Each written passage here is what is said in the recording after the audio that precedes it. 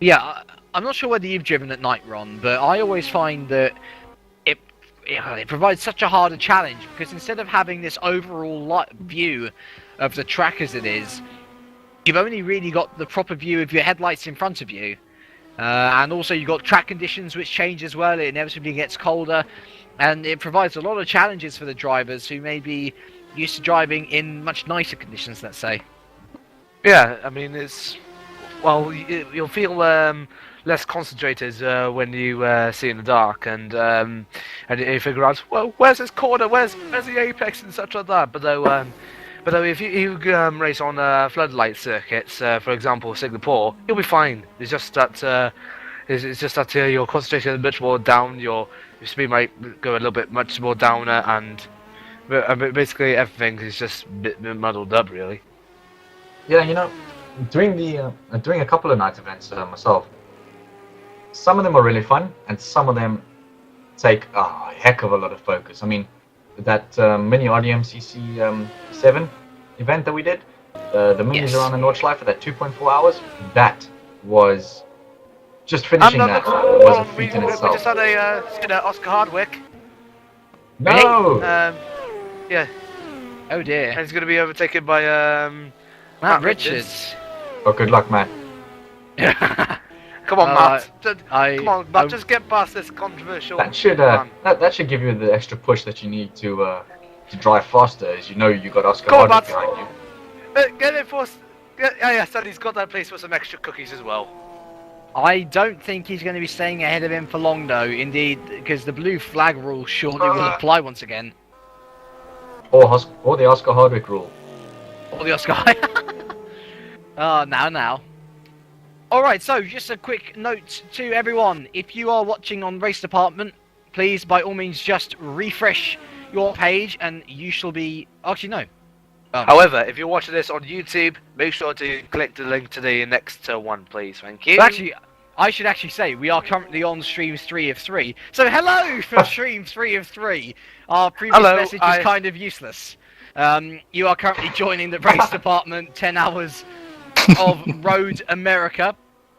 In the booth is myself, James Kirk, and alongside me I've currently got Ron Squire, Roy Magnis, and Xavier de Carvalho. We will be accepting any invites from, or any team managers or drivers who want to come into the booth, come chat with us about their experience, or and whether they just want to chill. Stuff as well, anyway, as well. Random stuff as well. It's all good, as we are now into the final 2 hours and 30 minutes of this race at Road America. And counting indeed. Was originally going to be a 6-hour event. And everyone was... One of the main talking points, of course, for the first two events, Sebring. And gosh, I am really embarrassed here because I can't remember what the first one was. Silverstone. Silverstone, that's right. We've had Sebring, we've had Silverstone, we've had... well, this is our third one. This is our third one. This was going to be a 6-hour event. Technically, it's supposed to be the fourth, but because we missed the previous event, this is the third one officially. And it was quite funny because one of our main talking points was in the first two broadcasts what would be the 10 hours of TBA. Turns out it's going to be a track that we were planning. Yeah, here we are, Road America. And of course, we're going to have one more event after this, which is the infamous 24 hours of Le Mans. That should be a fantastic... Oh, Matt Richards getting really shaky out of that corner. Sorry. Sorry to interrupt. Hardwick no worries. had a oversteer moment. Matt Richards is fine. So anyone who missed out what happened and they're thinking, what happened here? I'll tell you what happened.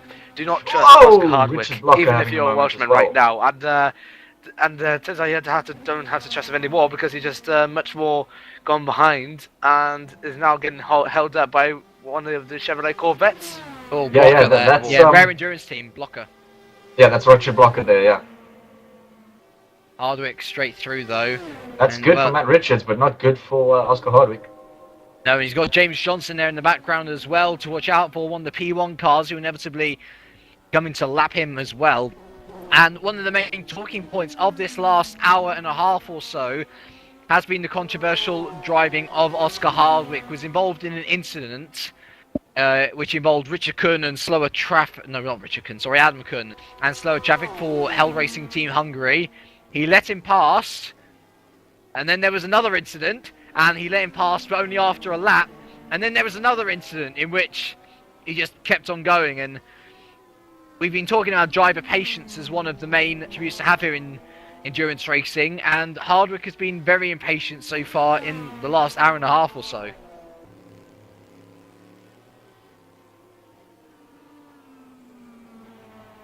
We've had a number of people not happy with the driving standards across all classes once again in the chat, but you know, there's also been some positive things to look at. We've been looking at W. Hughes looking for a brand new team in sim racing. Very good driver. You should contact him, by the way. Anyone can take them on if they want to turn their fortunes around. So they can. That should be good for them. We've been talking about steering wheels and what steering wheel I should get, which is cheap but good as well. And we've also chatted about what James had for dinner, and Matt's trying to get some cookies. Whoa! Indeed. And I did Matt see Richards that. and Shake nearly having contact there. I did see Sorry that. to disrupt that, but wow, that was close. And he's just, and I tell you what as well. And Oscar Hardwick's already touching one of the Porsches as they go into turn. Yeah, and flashing his lights furiously at him. Richard. Whoa, Matt Richards is off. Yeah, he was trying to get. Oh no. He's got Hardwick to worry about now. He's driving this defensively from Hardwick, but Hardwick is a lap up on him, is he not? He is, and yeah. And he gives the position Hardwick's over. on the outside, he has. Yes, he does. Yes, he does. Yeah. Yeah, that was a simple pullover manoeuvre, so that was all right from both. Oh, pardon me, both Hardwick and Richards there. But yeah, plenty to talk about. And of course, if you've got anything that we would like to talk about, you know, if you're interested, then you can either tweet us with the hashtag RDLMS. You don't really need to care about who you're tweeting it to, just hashtag it RDLMS. And also, you can come along to RaceDepartment, have a look at the stream there, and just post your thoughts in there. You know, have a little chat with some of our lovely racer friends who are chatting away, and they have been chatting away for the last, well, 7 hours or so. We just received confirmation that Balzar's kiss for Simco Hungarian has just entered the game. 7 minutes penalty for him, just until he goes out on the track, as always. Oh. I think I'm going to rest my microphone on my neck now. I've really damaged my ears from it. I must say, I should really get a more comfortable headset, but given that this headset that I've got now was 15 quid, I really do not mind. It's a good price to pay, and I usually don't wear it for this long. But yeah, while we're here, let's just go through your top three. Won't bother too much about laps, but in the lead of P1 is René Hoogte for SRBN, with Jonathan Dion for RC France in second, with Nikodem Wisniewski for Feedersport Poland in third. P2 is currently led now by SRS Oscar Hardwick. Hell Racing Team Hungary is now in second with Adam Kuhn, and Simco Hungarian team with Balázs Kiss, who had that disconnection from the lead of the race, it should be said as well, is now in third. Although I don't have to worry about Johnny Bonetier with LLDT because they're 2 laps back. The GT1 class is led by Lone Limit Motorsport, Christian Fej, with F1 Cars Racing's Vincent Stahl in second, and R-Seats Valentin Solihak in third. And then GT2 is led by Sim Racing Poland with Wilfried van der Brink first, with Regatta Orso's Sander van Schaik in second, and SRBN's Giel de Haan in third position. Okay, so it's much more now for a battle between the Lamborghini Murcielago and the Chevrolet Corvette as they go down into turn 7. Yeah, so this is the battle between Stahl and Fage, yeah. Yes, is this battle for position? I don't think it is. I think I'm not sure. Stahl has just unlapped himself, so they are on the same lap, but well, the full lap apart. So it's 4th position, but one of the cars is nearly a lap down. It says here they're on the same lap. Yeah, Stahl just got past now. Well, well, let's have a look when they cross the line, because let's see, where are they on track? I mean, Christian Fej there. Stahl is up ahead. Yeah, Fej is just behind Stahl. Oh, right, and let me see, Fej is... Yeah. Yeah, so, yeah, you're completely right, don't worry. Right, we got a tweet from Corey Rexford. It says, according to the light timing, it dropped 0.9 degrees Celsius in the last last hour or more. Well, yes, it is gone twilight. It is gone a little bit colder. Yeah.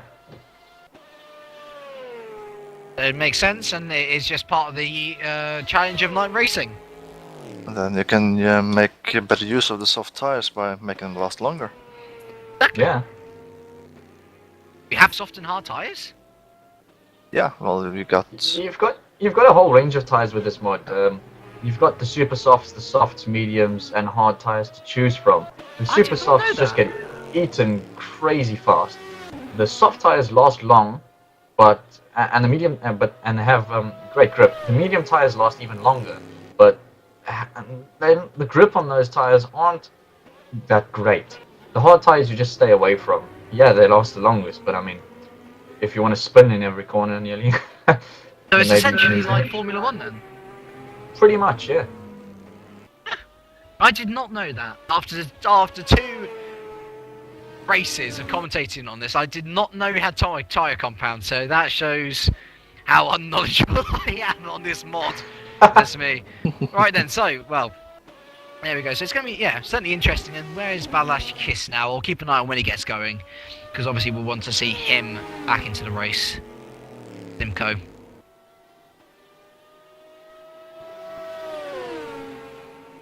But yeah, so Oscar Hardwick leading the race in P2 then.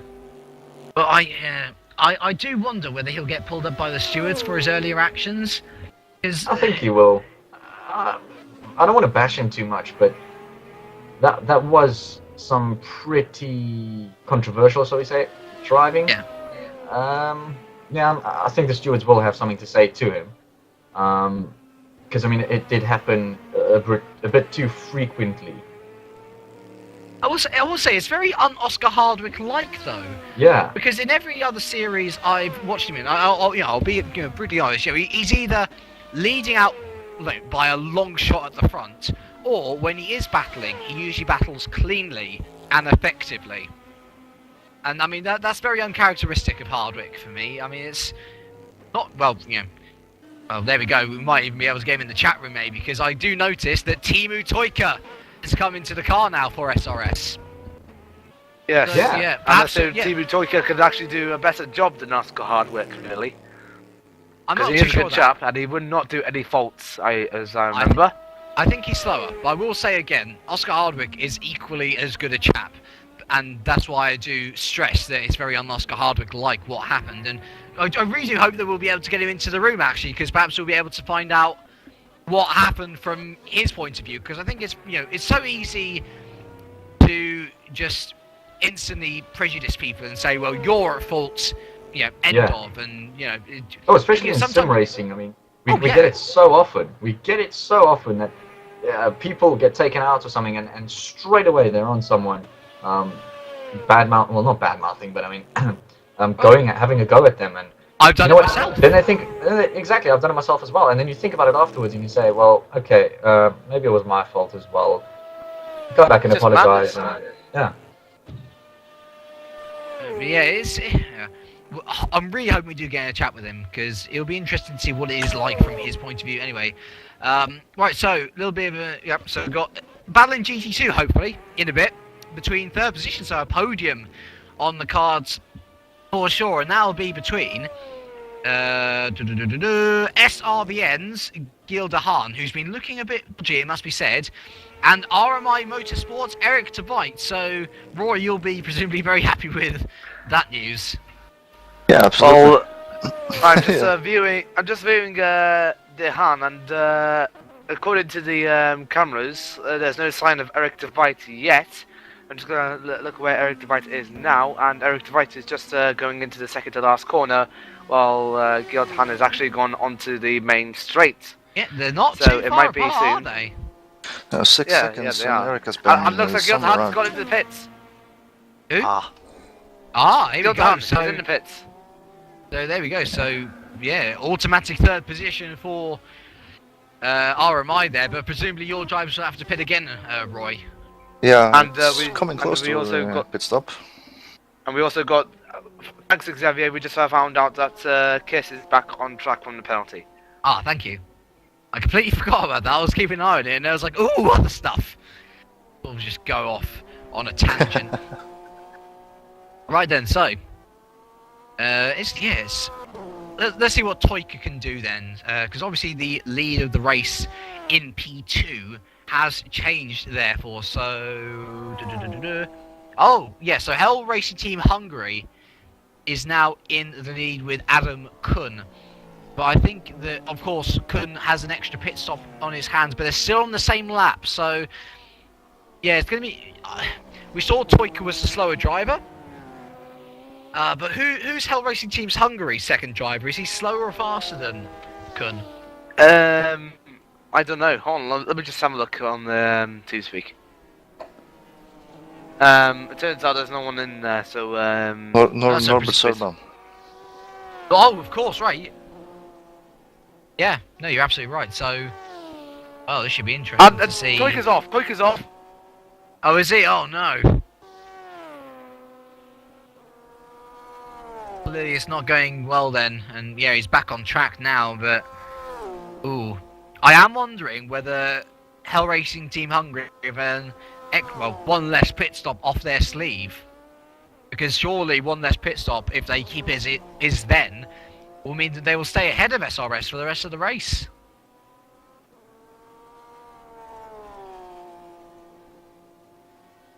One can only imagine, but it's up to Toyka then to get that gap down. In other news, Team R is still going, still being lapped and things like that. Still missing a bonnet, but still going nevertheless, which is good. And let's have a look at the Daredevil situation as well. They fell back a lot of places due to another issue, and indeed, yeah, so their next closest rival is LSD on 231 laps, Daredevils on 226 laps, so still 5 laps between the two teams now. Okay, so I only got about nearly 2 hours, we only got about 2.5 hours left, and the current order looks like this. Rene Hooktup leads ahead of Jonathan Dion in second. Nowinski is in third. That's the top 3 for P1. P2 consists of Adam Kun leading ahead of Timu Toyka and Bonetier in the LDD endurance team. That's the P2 top 3. And let's have a look at the GT1. Christian Fed leads in the No Limits Motorsport ahead of Vincent Stahl and rc.co.uk Valenti Shahilek. Sorry, I said that wrong again. And let's see who's in the GT2. Leading in the GT2 is Dennis Visser in the Disturbed Motorsports ahead of Dennis. Actually, Dennis Donut leads in the GT2. Sorry if I said that.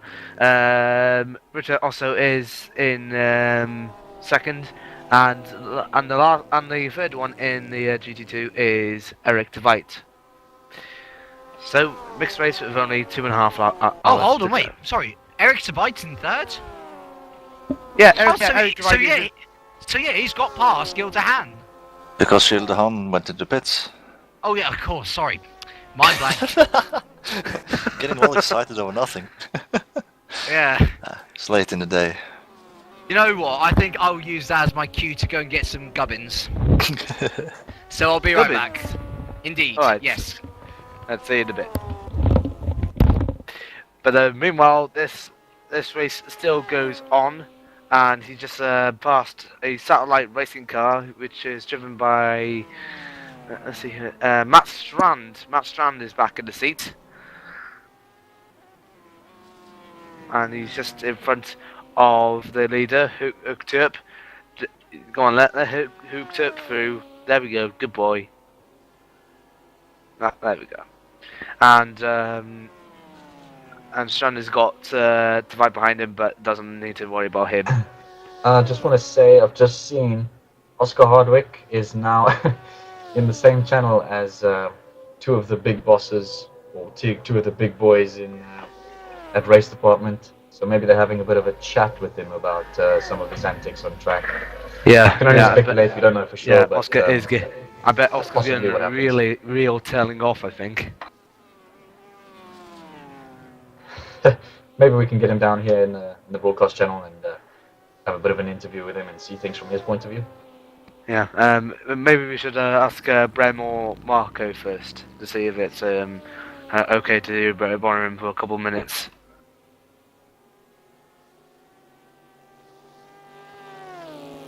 Who are we currently watching on the broadcast? That's the Daredevil's car. Matt Richards behind the wheel. He's been behind the wheel for quite a while now. Yeah, I mean, he is Scott doing said that well. they would be doing a whole lot of driver swaps, but they haven't really done that. Matt's been in there for about an hour. Ken Hunter did like a half an hour stint, if I'm not mistaken. Sam Fuller should be in next, if I'm not mistaken, and then Lars Brookman and Scott Webber should be ending it off. Whoa, and Soliach there getting a bit out of shape there. I'm going to try and view that on my replay. So this is down towards turn 3, isn't it? Yeah. Okay, and yeah, he goes off a bit, I think. Maybe it's just a little bit of a lag there.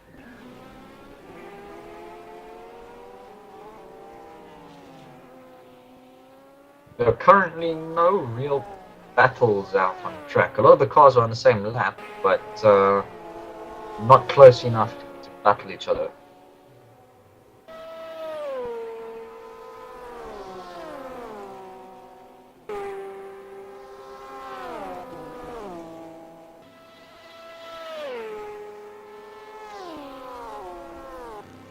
Really looks calm and collected out there. And no real stress from anyone. Well, there shouldn't be either with only 2 hours and 9 minutes to go of the race.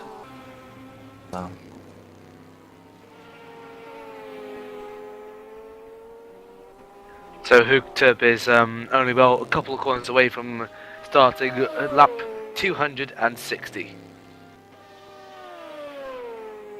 Just one more corner and then, yeah.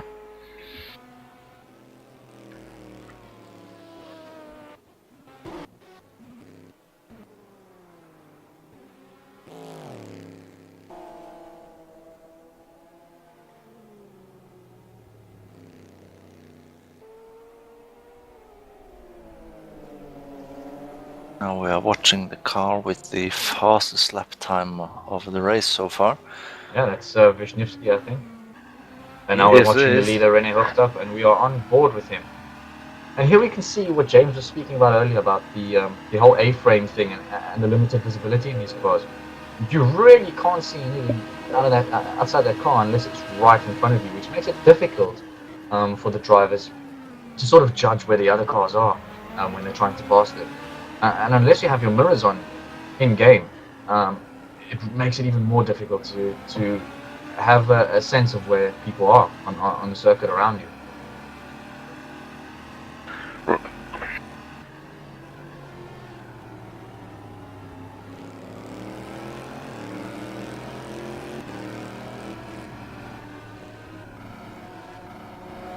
And looks like Nowinski is catching up to Vincent Stahl in the Murcielago as they go down towards Bill Mitchell corner, and just passes them with ease, really.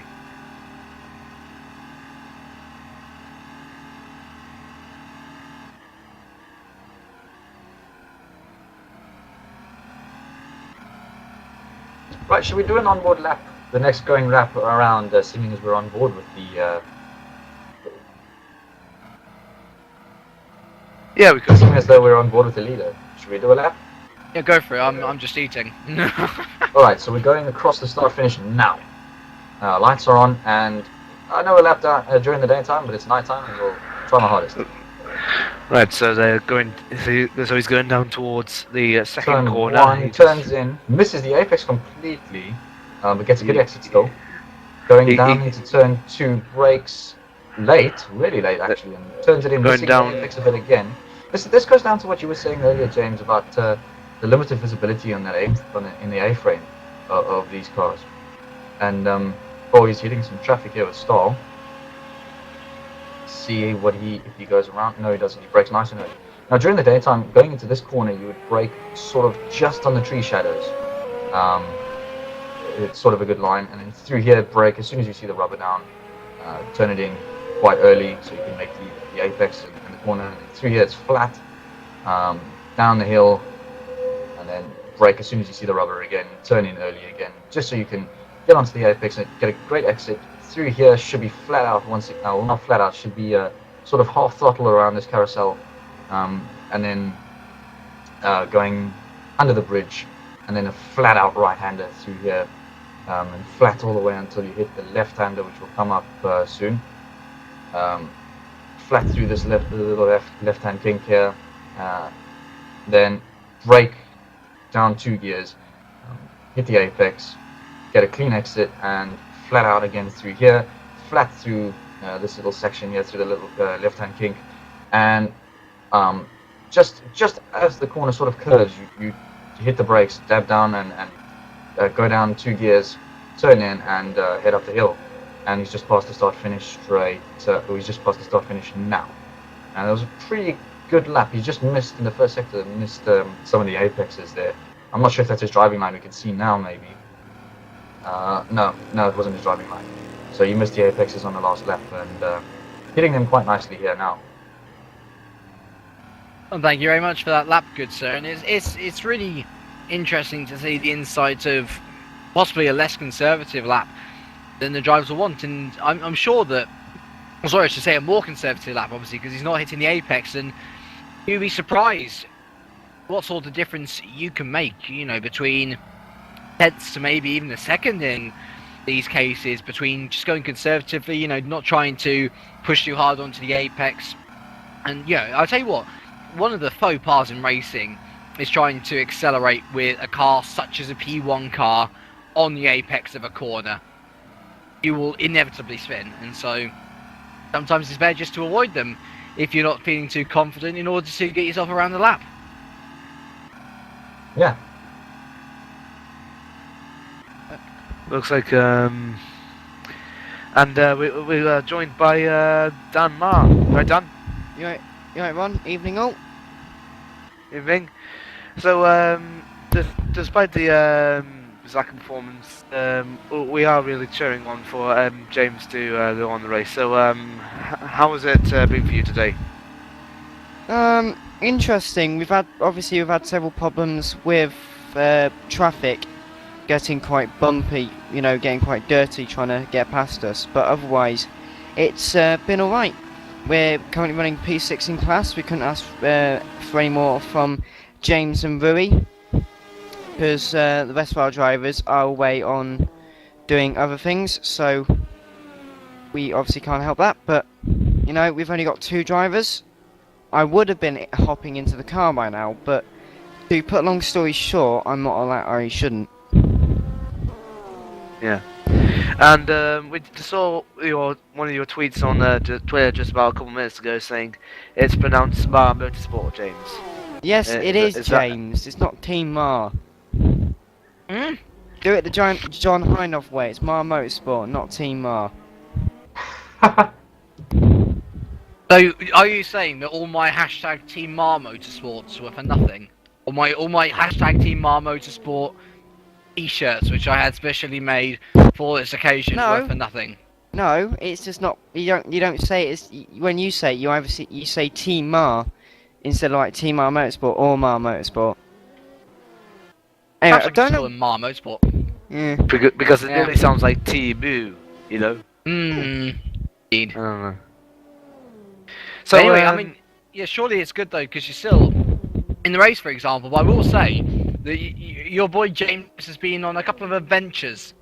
One in particular, which we saw with Oscar Hardwick. Now, oh dear, what's he done? Yeah, he tried to go for an overtaking move on Adam Kuhn of Hell Racing Team Hungary. Your boy James was ahead of them, and he pretty much dive bombed Kuhn and pretty much went straight on into James. So I mean, it's obviously as a GT. Oh no, there's been a spinner as well. Someone along the road there. I'm not quite sure who it was, but anyway, it's Do you feel like you're almost being bullied as a GT2 class car? Because clearly you're the slowest here. You know, you've got your own race to run, but you got 3 classes ahead of you, and what's the situation been with you lot? Because at least to me, it looks like a lot of you are being bullied down the field. Yeah, we're definitely being bullied. My car more than most, as usual, and I've just caught.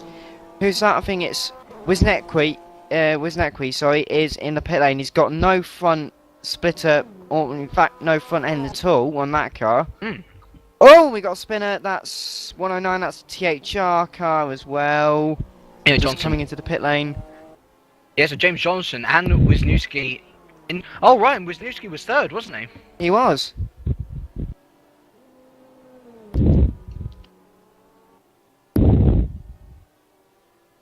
But yeah, definitely. I think from what I was getting from James, is that it wasn't the GT1s or the LMP cars specifically that was doing all the argy-bargy. It was actually the GT2 cars. When they were being lapped or trying to get past, they were getting very impatient. I think obviously may partly due to the fact that they're in the same class, and of course if you're a bit slower, they're still going at the same sort of speed on the straight, so sometimes contact is unavoidable. But this isn't a touring car league, this is endurance racing. You shouldn't really make contact. It doesn't pay off. Especially looking at, when we're about 200 laps in, I think 250 laps in, about 8 hours through. I mean, it's really not, you shouldn't be bumping, because at the end of the day, you're going to damage your car, you're going to damage the other car. Obviously, you've got time to get it back, but all that time you spend in the pit lane, at the end of the race, if you've done 2 more stops, that's easily a minute, or minute and a half, and a lap, what's the lap round here? About a minute and a half? Well, minute 45 or so, yeah. 1 minute 45, yeah. So, the more time you spend in the pit lane, you're obviously going to be spending. You're losing time very quickly. And that is something that you don't want to happen during a endurance race. Time is a very precious thing in motorsport, and endurance racing is the most precious. I will say, actually, that there's been a couple of disconnections while I've been having a little chat.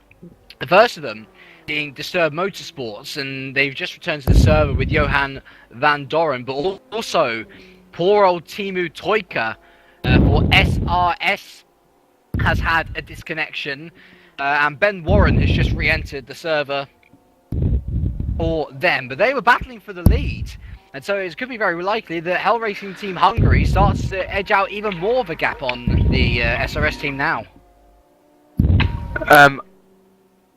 I just found something from Xavier saying if he had a massive crash. Well, we don't see any at the moment. So,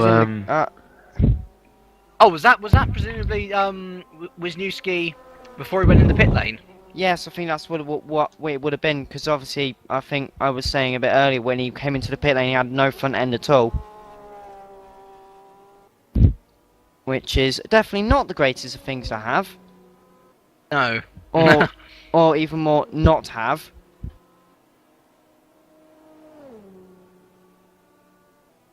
How far ahead? Well, either way, they're still 6 laps ahead of Satellite Racing and Matt Strand. And they had 1 more pit stop, Satellite Racing as well. So I think their third place, unless they crash out, is pretty much secured. What else could be close? Oh, the battle for E2 actually in the P2 class, as it is, looks to be pretty close. LDT Endurance Team Johnny Bonetti has actually got past Simco Hungarian Team's Balazs Kiss, because of course Simco had that disconnection, and they're running on the same lap. And yeah, Ben Warren's still got to wait for his time penalty. Well, I'm looking at that and I think it could be quite a close battle in the F1 cast battle as well, because you got Vincent Stiles, Sam Fuller, the Daredevils in P2, and RC all on the same lap. So I'll have a look, see where they're close on track now at the moment. And Stiles going to be passed by Jonathan Eon again.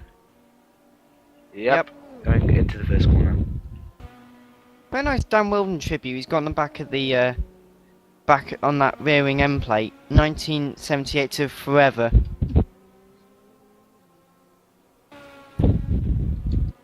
And we also had one of the Chevrolet Corvettes. One of them at the back. It had the three letters saying STR. I think it was related to Save the Ring.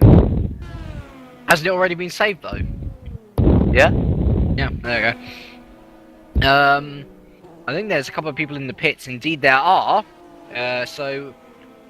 Okay, that's weird. So Eric the Bike came into the pits. It looks like he came through for a drive-through penalty. Because he came in and then he came straight out again. No pit stop, so presumably that was a drive-through. What could have been for Nigel Middleton, if you... What could the drive-through be for then? Not entirely sure. I haven't been watching this race, to be honest. No, he hasn't had a drive-through penalty. He had stopped. He had stopped. Oh, right. Yeah, fair enough. My apologies then.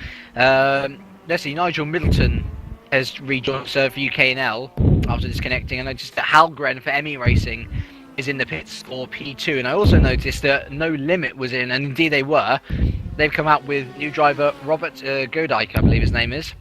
Apologies if I got it wrong again, sir. But No Limit, I mean, let's have a look at No Limit. I thought that early in the race, it was looking like their dominance of the GT1 class was going to be well and truly over, but as, you know, endurance racing, you never know what can happen, and here they are once again at the front, dominating this event, and looking most likely to dominate the 24 Hours of Le Mans as well. They definitely could be. Be an interesting prospect. Sure. Oh, and who we had join us? So I apologise. You caught me mid. We have Matt snap. Richards with us. Hello, Matt. Oh, you can't speak in the broadcast. Probably no okay, mic. He said hi. So how was your race so far, Matt?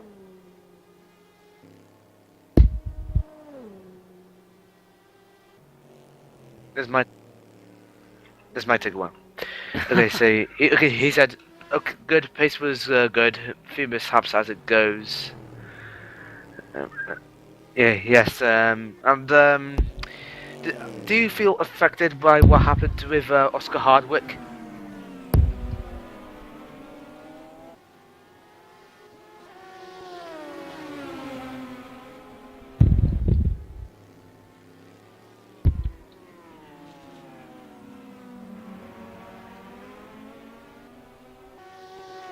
He said, no, I had the pace, I overtook him, that's his problem to deal with. Well said, Matt. And at least you had a good race. Thanks very much, Matt, for joining us, and hope to see you at Le Mans.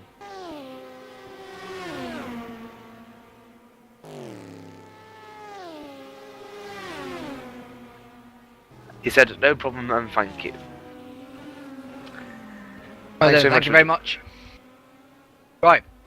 So I think one battle that's going to be interesting us for a bit now is a battle. Oh my goodness me!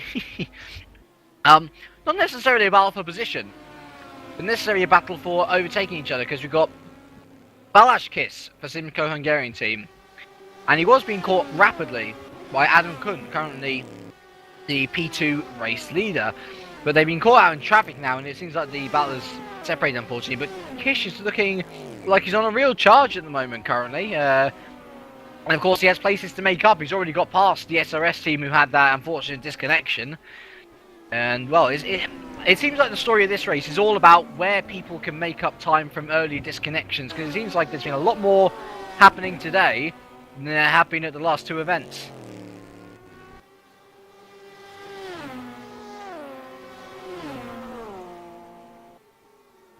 Also, was that the UK NL car coming back out, the Aston Martin? Coming out the pit lane? Yeah, it was Nigel Middleton. He had served his 7-minute penalty, and I think Van Dorian is out because he served it. So has Ben Warren. So all the cars that have rejoined, all 3 cars that have rejoined, there are in on the track now. So let's just have a look at the top 3 for all the teams. We're just reaching 2 hours left. You're watching Race Department TV on the Race Department Le Mans series, round 3 here at Red America for 10 hours, and these are the top 3 for each of the categories. Jonathan Dion leads in the P1 category ahead of Jan Wim Ensang, who's back in the seat, ahead of ahead of the fastest lap holder Nedem Nowecki for the Feeder Sport Poland team. In first place for P2 is Adam Kuhn for HRT Hungary. The reason I said HRT is because it's short for Hell Racing Team. Thought it would be probably possible for HRT. Anyway, then we got LDDT Endurance Teams, Johnny Bottier in second in the P2, and then we got Bazos Kiss for Simco Hungarian team in third place in P2. Okay, and having a look at GT1, it's Robert Gulontic for No Limit Motorsport in P1 in GT1. In second position in GT1 is RC.co.uk Valenti Siroy and F1 cast Brant Beelen in third place. In GT2 it's Dennis Donor in Sim Racing for Holland. Then we got Sander Chirac for Brigata also, and in third place in the GT2 category is, if I can find it, Eric DeVite in the RMI Motorsport. Alright then, thank you very much, Ron. I've finished my gubbins. Well, that's definitely good. Oh no, it is absolutely good. Yes, well done. And also back is Roy Magnus. Roy, you're back. Hello. Hello. Hi, Roy. There's just been contact between the 109 car and it's going very slowly. 109? Yeah. It's definitely going very slowly. It collected one of the P2 cars, outbraked itself. That's got that's definite THR, damage. that's James Johnson. It is. He's coming in the pit lane now. He's definitely got quite substantial damage to that car. I don't know. Yeah, the front left's locked up just coming into the pit lane. Oh dear. That's not good. Not been having the best of days. Oh, pardon me, I've got a bit of indigestion now. Not been having the best of days. Have THR. It's almost gone from bad to worse. First they had the disconnection which lasted over an hour for them. And now, well, they've just been sort of caught out by traffic in many places. I'm not sure exactly what, caused this problem. Or James Johnson, who's a very capable driver. Not really prone to making mistakes, but he obviously had a problem somewhere along the line. I was just sorry to interrupt, James. I was just saying that he was coming through where one of the corners on the back after the back straight, and he was braking. The P2 car broke just in front of him, and I think it was a mixture of the P2 car might have braked a little bit early, and the P1 car might have braked a little bit too late. Combination of that, tag front left went for James Johnson. I think the P2 car that got hit is still out there somewhere. I don't think it's gone much damage, but we've got Jonathan Dion in the pits. Jonathan Dion in the pits. Yeah, the RC, I should say. RC France Racing Team driver coming in now, presumably for a driver change. Dion's been in the car for quite a substantial amount of time now. And really, the battle that they are in currently is with SRVN and Yanwin Ensing. Although I must say, SRVN have been looking absolutely dominant as James Johnson goes back out there. I'll keep an eye on whether Jonathan does indeed step out of the car, get another man in. But going back to my point on SRVN, really, they have looked supreme throughout this entire event. They've led from start to finish. And indeed, we do have a new driver for the RC team. It's Rafael Bohorodits. So out he comes, and we'll see what the new driver can do, trying to eat in, I should say, into the lead that SRVN currently hold with Jan.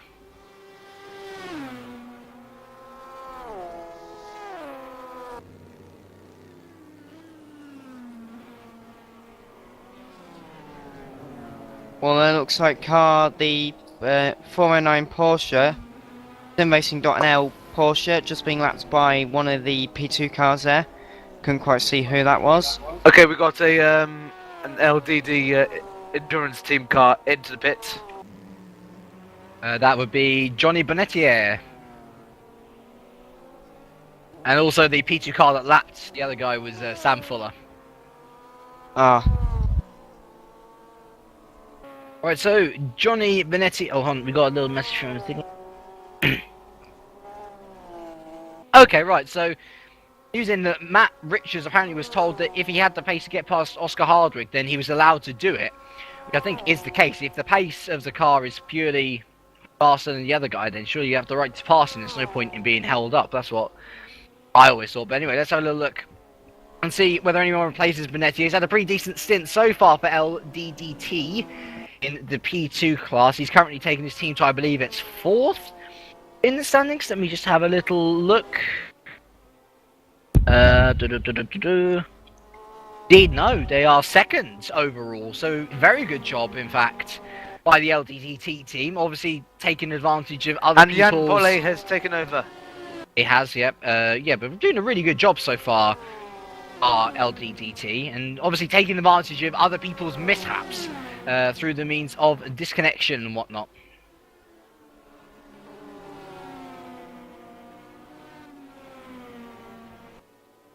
Alright, so, I would like to remind any team managers, any drivers who are bored and looking for something to do, by all means come and join the Race Department TeamSpeak.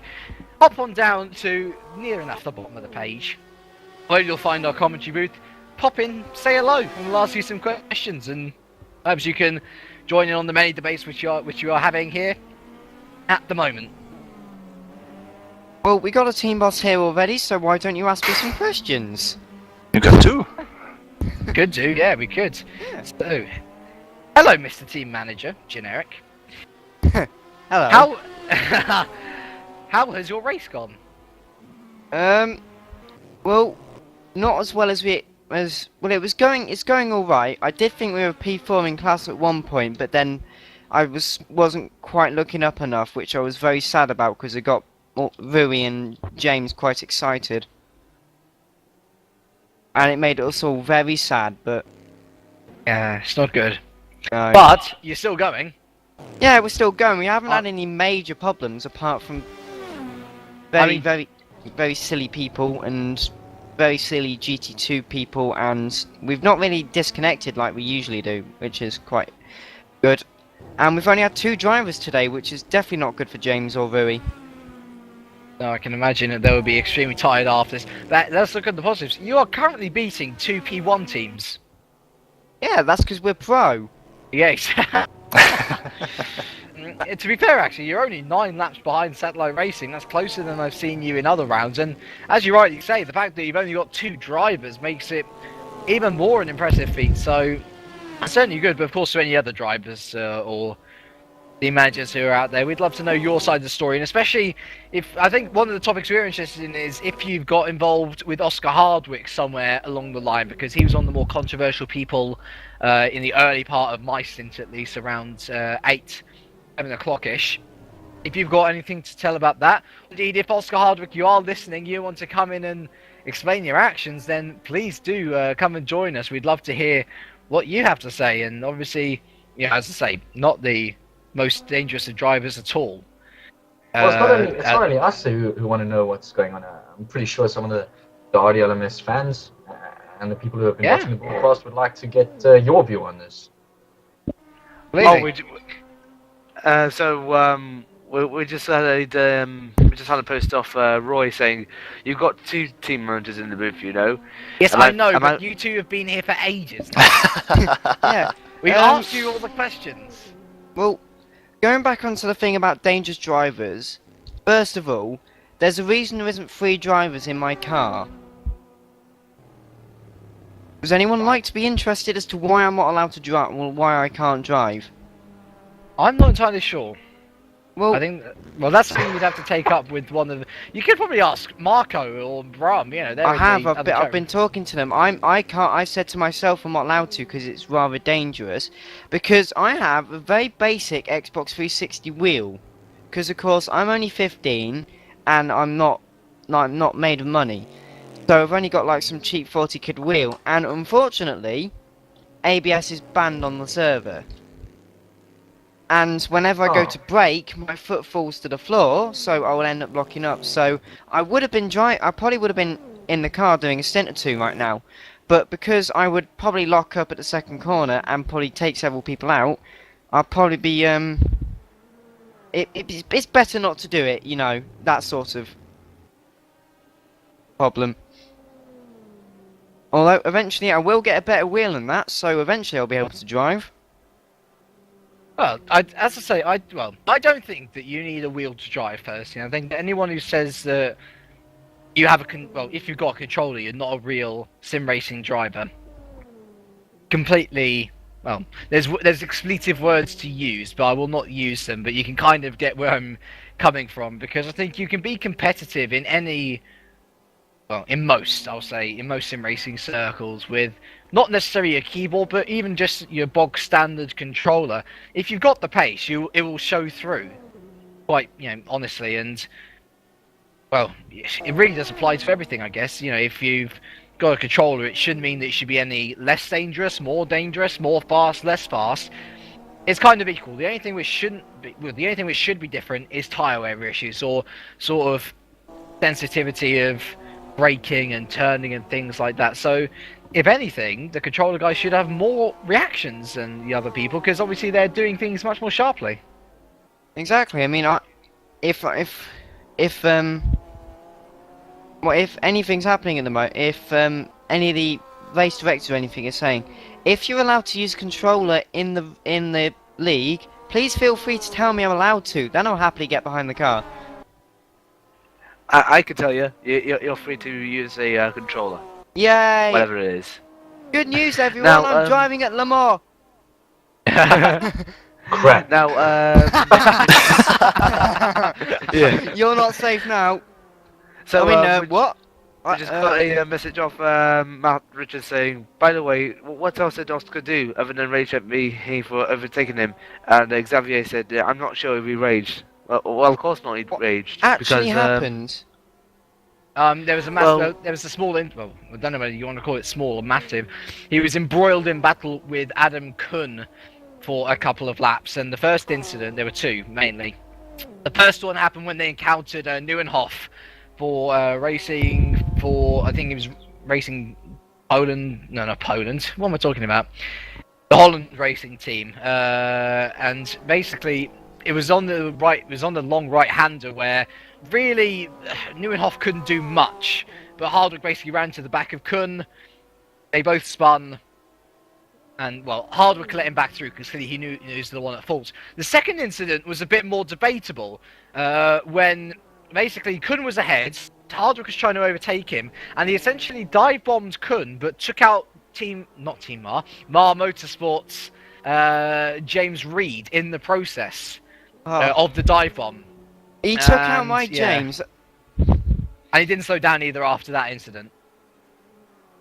Well, gentlemen, the Hardwick is in our presence. Ah, hello. Right. Hi. Hello, Mr. Oscar. Hardwick.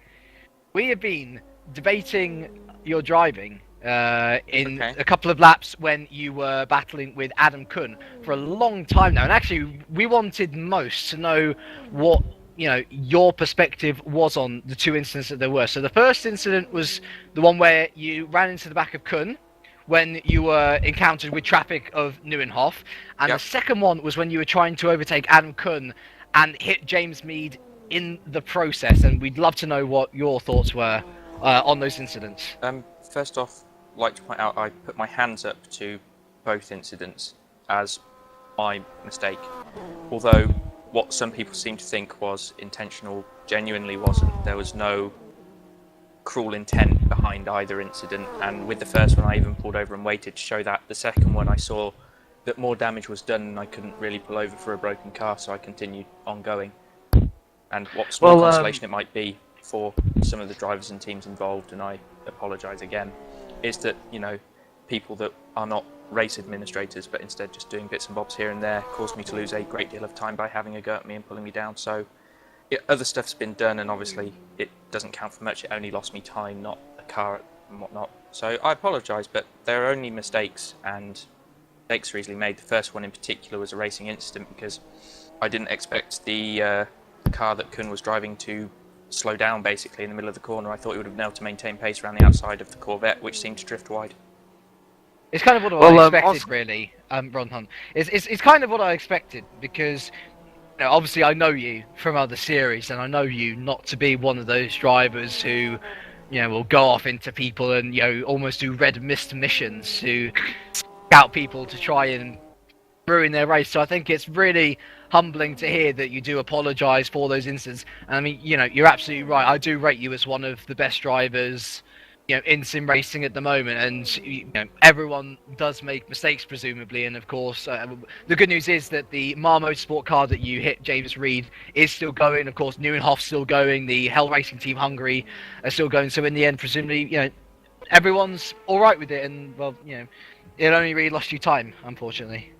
Well, I hope that everyone's okay with it, and I wanted to make something said to teams involved that I was sorry. I didn't think there was a need to say sorry to Hell Racing Team Hungary, as I visually pulled over and let them back through, acknowledging my mistake at the time. The second one, obviously, like I say, I can't pull over for a car that's broken, so I would have said sorry in my own good time. There's other things that have gone on not to do with either teams or drivers involved.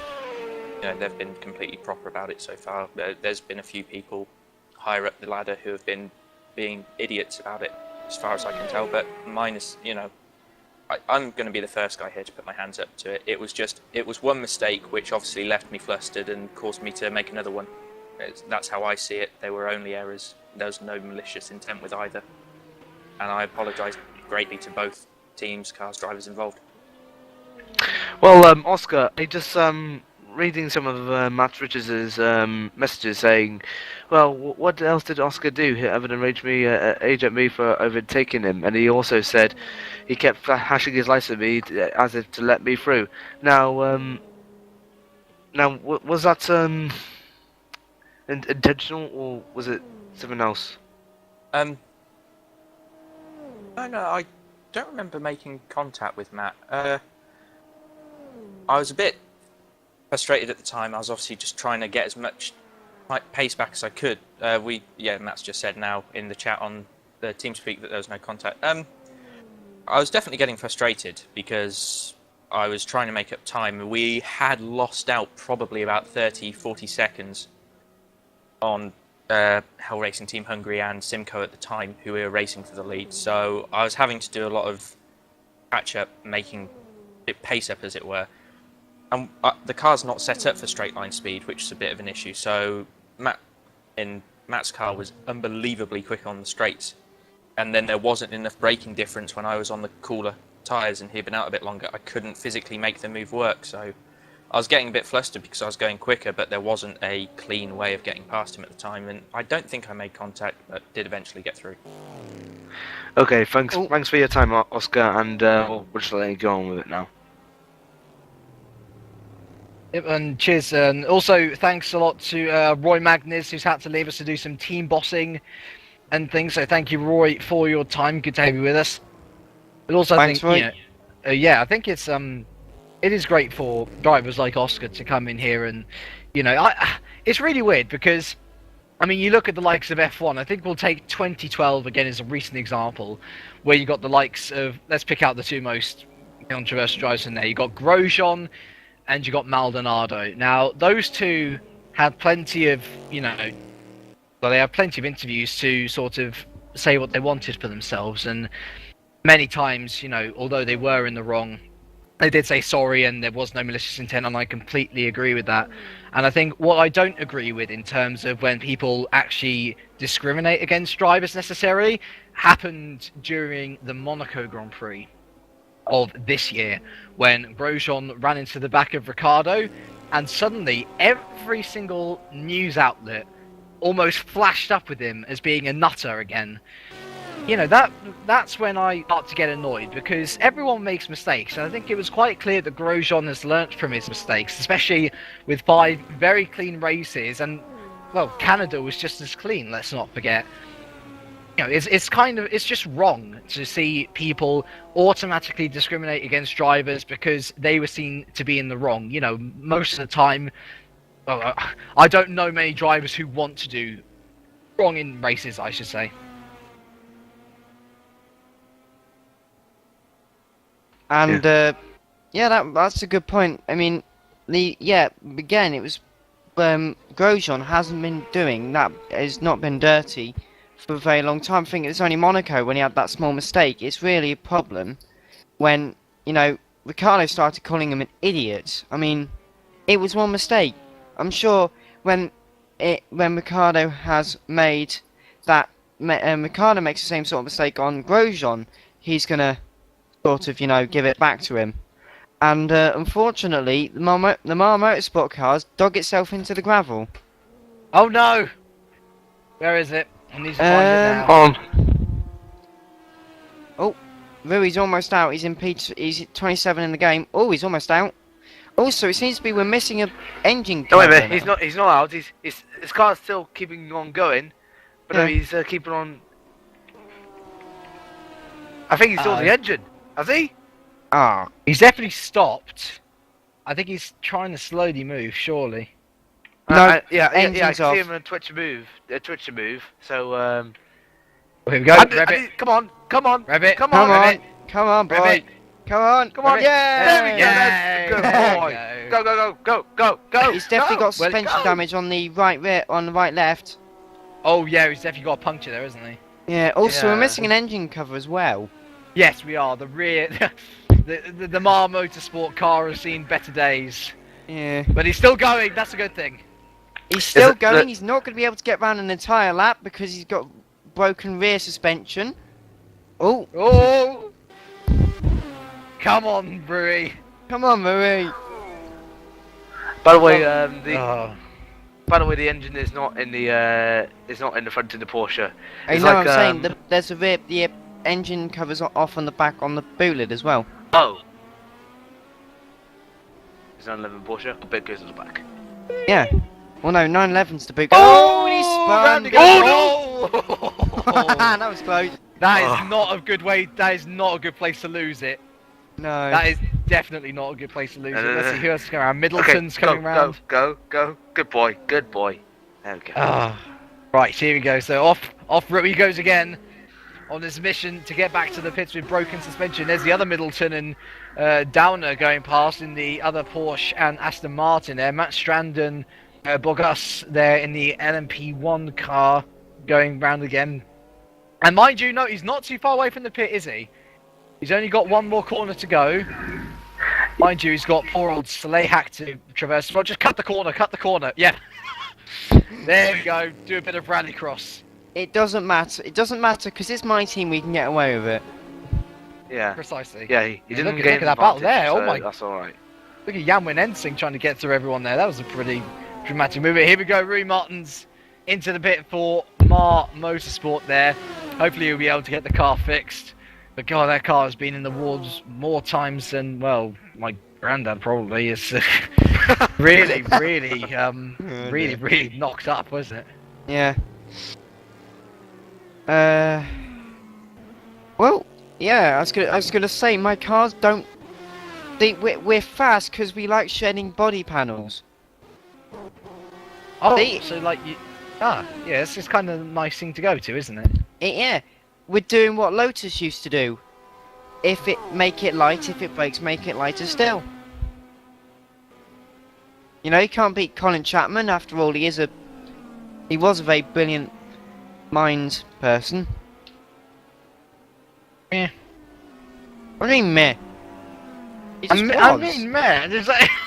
No, I absolutely agree. Good. I don't know what more I can add to that though. But anyway, here we go.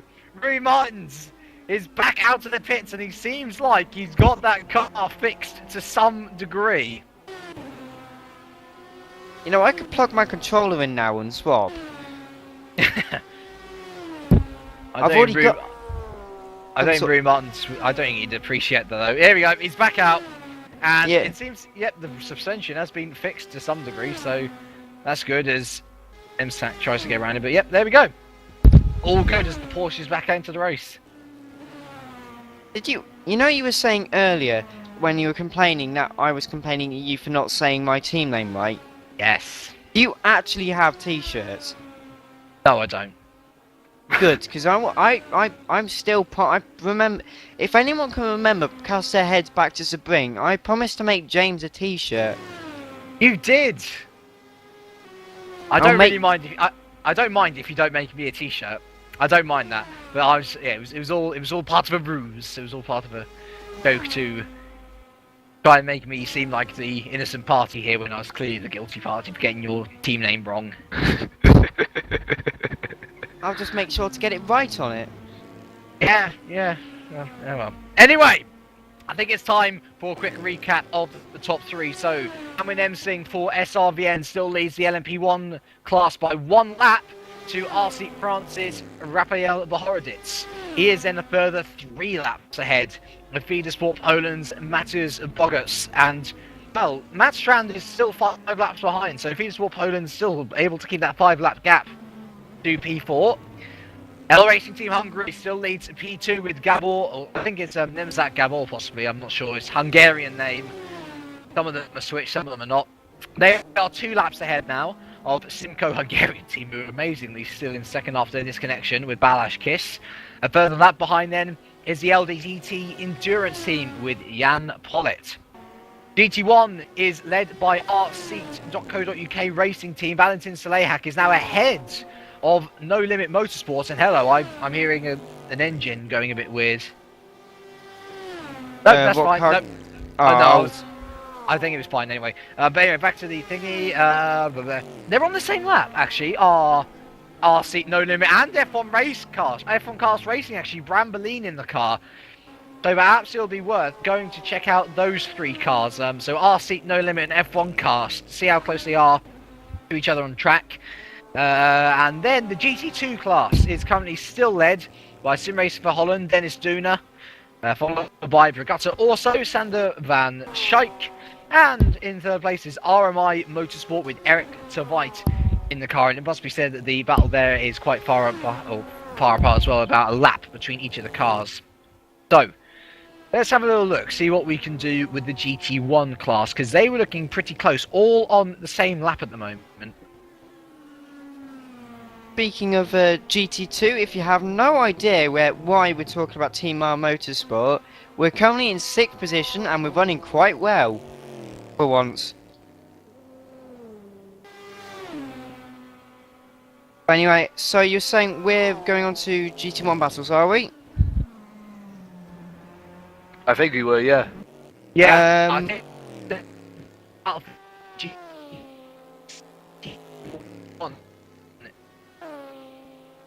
Where we look. Sorry about that. We're getting a little bit of a stuttering back here. Because I do know that No Limit Motorsport, F1 Cars, and RC.co.uk are all on the same lap. Oh, I see. Disturbed Motorsports had another disconnection as well. So Dennis Vischer back in the game, but you can really see how dark it is getting here now at the Road America, and this will be, the final big challenge of the night will be able to keeping the cars on track. Quite literally, it's much harder than most people give it credit for.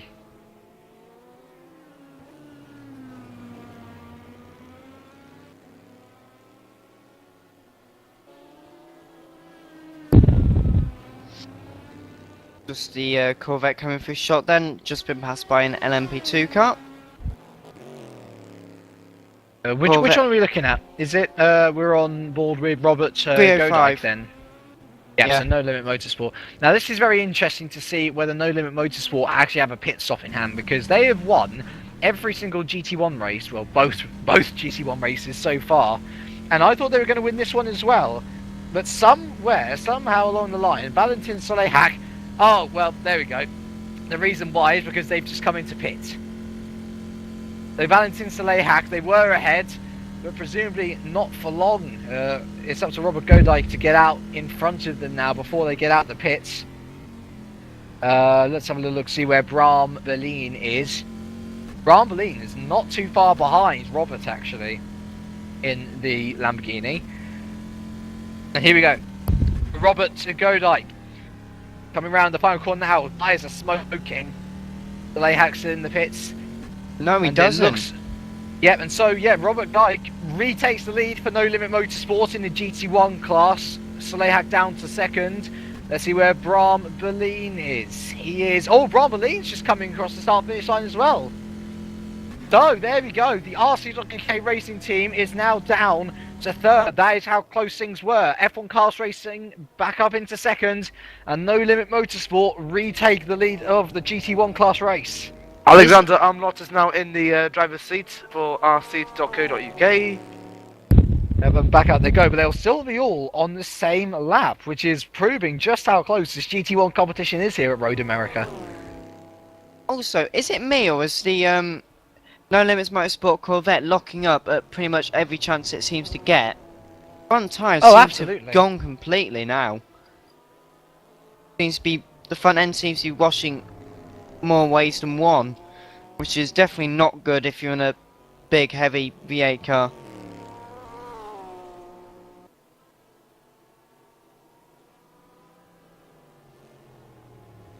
Again locking up. It seems to be that front left that is causing more damage than anything else. It seems like a fundamental setup problem as well. Well, that can be fixed. Yeah, that could be fixed. You know, that... I don't know. His V8 is back. Oh, good. Hello. Oh, maybe not. He's on. Probably not on mic. Yeah, no, I'm back. Oh, right. Okay, that's good. Yeah, we're just talking. The GT1 class has just had an interesting switch for position. So our seat was leading, but they had to come into the pit, have a driver change, and No Limit's gone back up into the lead with F1 Cast in second. But they're all on the same lead lap in the GT1 race. Whoa, that is very interesting. Wow. We've seen No Limit usually have like a lap or 2 lap advantage by this stage. Yeah. Not anymore. All 3 of them are on the same lap. Where is Team Motorsports, should I say? Oh, good, so they're moving up. Go, go, go. 6th in GT2 currently. 27th overall. They are currently, let me count this right, 14 laps behind Satellite Racing 2 now. Alright, so there's still time to make it up. Yeah. Yeah. Plenty of time to go, but yeah, there we go. How much longer is left, by the way? We 2 have hours? 1 hour 18 left. 1 hour 18? Yes. Oh. I'm afraid I shall be leaving at 10 o'clock though, BST. I'm afraid that other priorities call. But it's certainly going to be interesting to see what happens over the next 15 minutes because we've had people going off and even the race leader has gone off during this race. So clearly, I mean, I did not anticipate Road America was such a difficult track to get your head around. People have really been going all over the place here. They have. It's a very tight. I wouldn't say it's tight, but it's relatively narrow, and it's very gentle. Very gentle corners. It's not sort of all the time very sharp corners. It seems to be very sort of flowy. It's not. I can see where you're coming from. It's more momentum can win here rather than outright overtakes because you might be able to get overtake one way, but Okay, so we've got a battle between Sebastianiak and Blocker going down towards the first corner, and it looks like Sebastianiak is going to have a go on Blocker. Blocker is leading ahead of Sebastianiak because Sebastianiak is getting closer and closer to the back of Blocker, and he has been doing so for quite some time now. It must be said that I don't know how on earth you guys are able to pronounce that in one go. I'm surprised. What must be noted is that oh my god, him, Sebastianiak. He's 2 laps ahead of Blocker as it is already. But so Blocker's trying to unlap must be himself. noted. This he's pushing Matt Strand. No. Blocker's not trying to unlap himself. He's trying to outrun oh my god, Pack. That guy. That guy. I am really bad with Polish surnames. Spaniak. Yeah. Spaniak. We'll go with it. But either way, it's bizarre though, because these two were battling on the same lap. Yeah. Just 2 hours ago, and now they're 2 laps apart. It's bizarre. There goes Enzing. Race leader coming through. Get out of my way.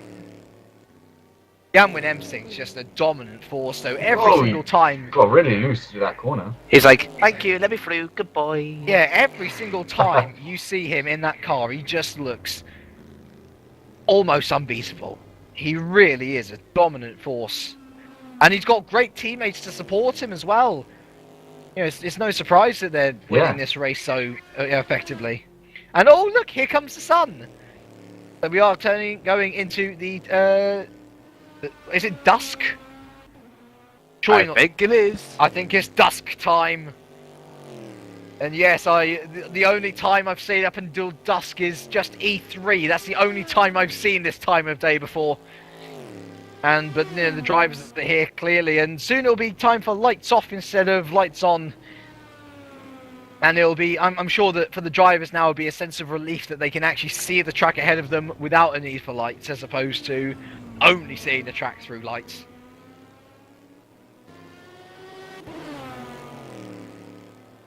Don't you mean, in that case, if it's going to be dusk, they'd need the lights on anyway, because it's turning darker. Oh wait, well is it morning? I'm sure there's a time. Dawn. Twilight. I'm sure it's twilight. Oh, I that think. was very close.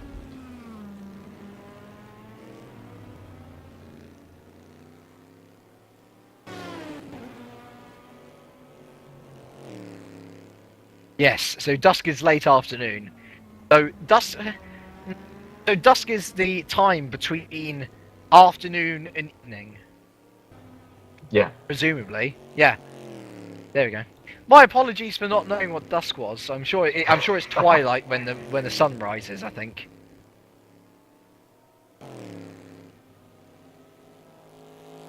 But either way, it's farcical nonsense what we're going on about now. The fact of the matter is, it's getting lighter, and the drivers will be happier, because obviously the temperatures will start rising as well with the sun.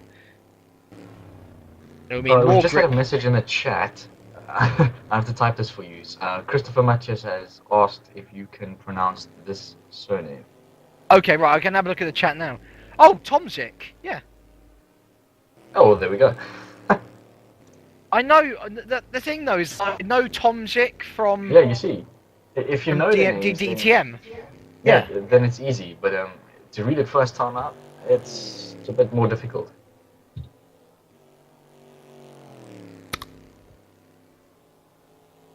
Yeah, so don't try and catch me out, Christopher. I know that name. I'm not completely useless when it comes to wild-looking surnames in general. It's just ones I don't have a general grasp on, and the longer ones as well. It's not exactly like Tomzik is a long surname. It's 2 syllables, whereas the likes of Strasnowski, for example, 3 syllables, completely different. As far as I'm aware, there's multiple pronunciations. I think most people pronounce it Tomczek because it's easier. The CZY, I usually pronounce it as G. I say Tomczyk. Yeah, Tomczyk, almost.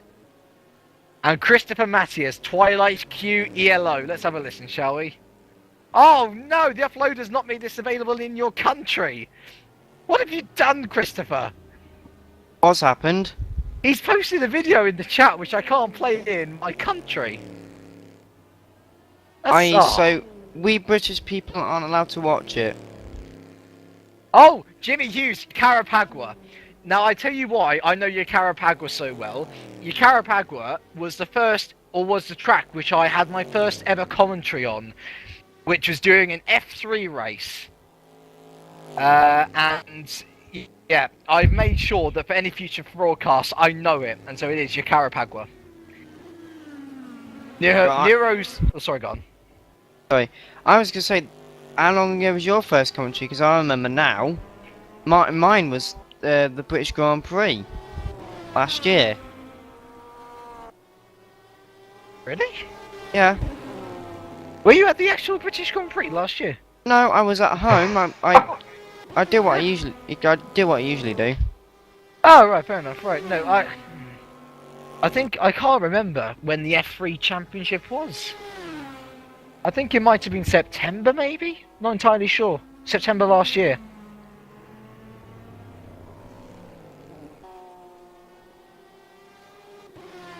But either way, I think it's crazy knowing how big my commentary career has gone since then, though, and how many wild and wonderful names I've been allowed to pronounce.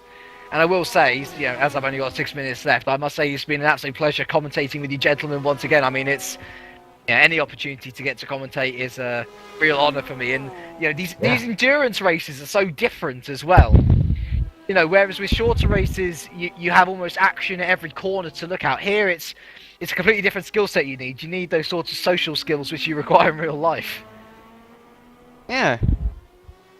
That's definitely fair. Can you pronounce De Carvalho? I'm sure I pronounce it wrong every time, Xavier. Is it De Carvalho, or am I getting it catastrophically wrong? Carvalho. That's close. But Ricardo Carvalho, the football player, pronounced like that. Carvalho. Well, I wouldn't know. I don't yeah. like football. De Carvalho. Oh, cool. Yep, there we go. There we go.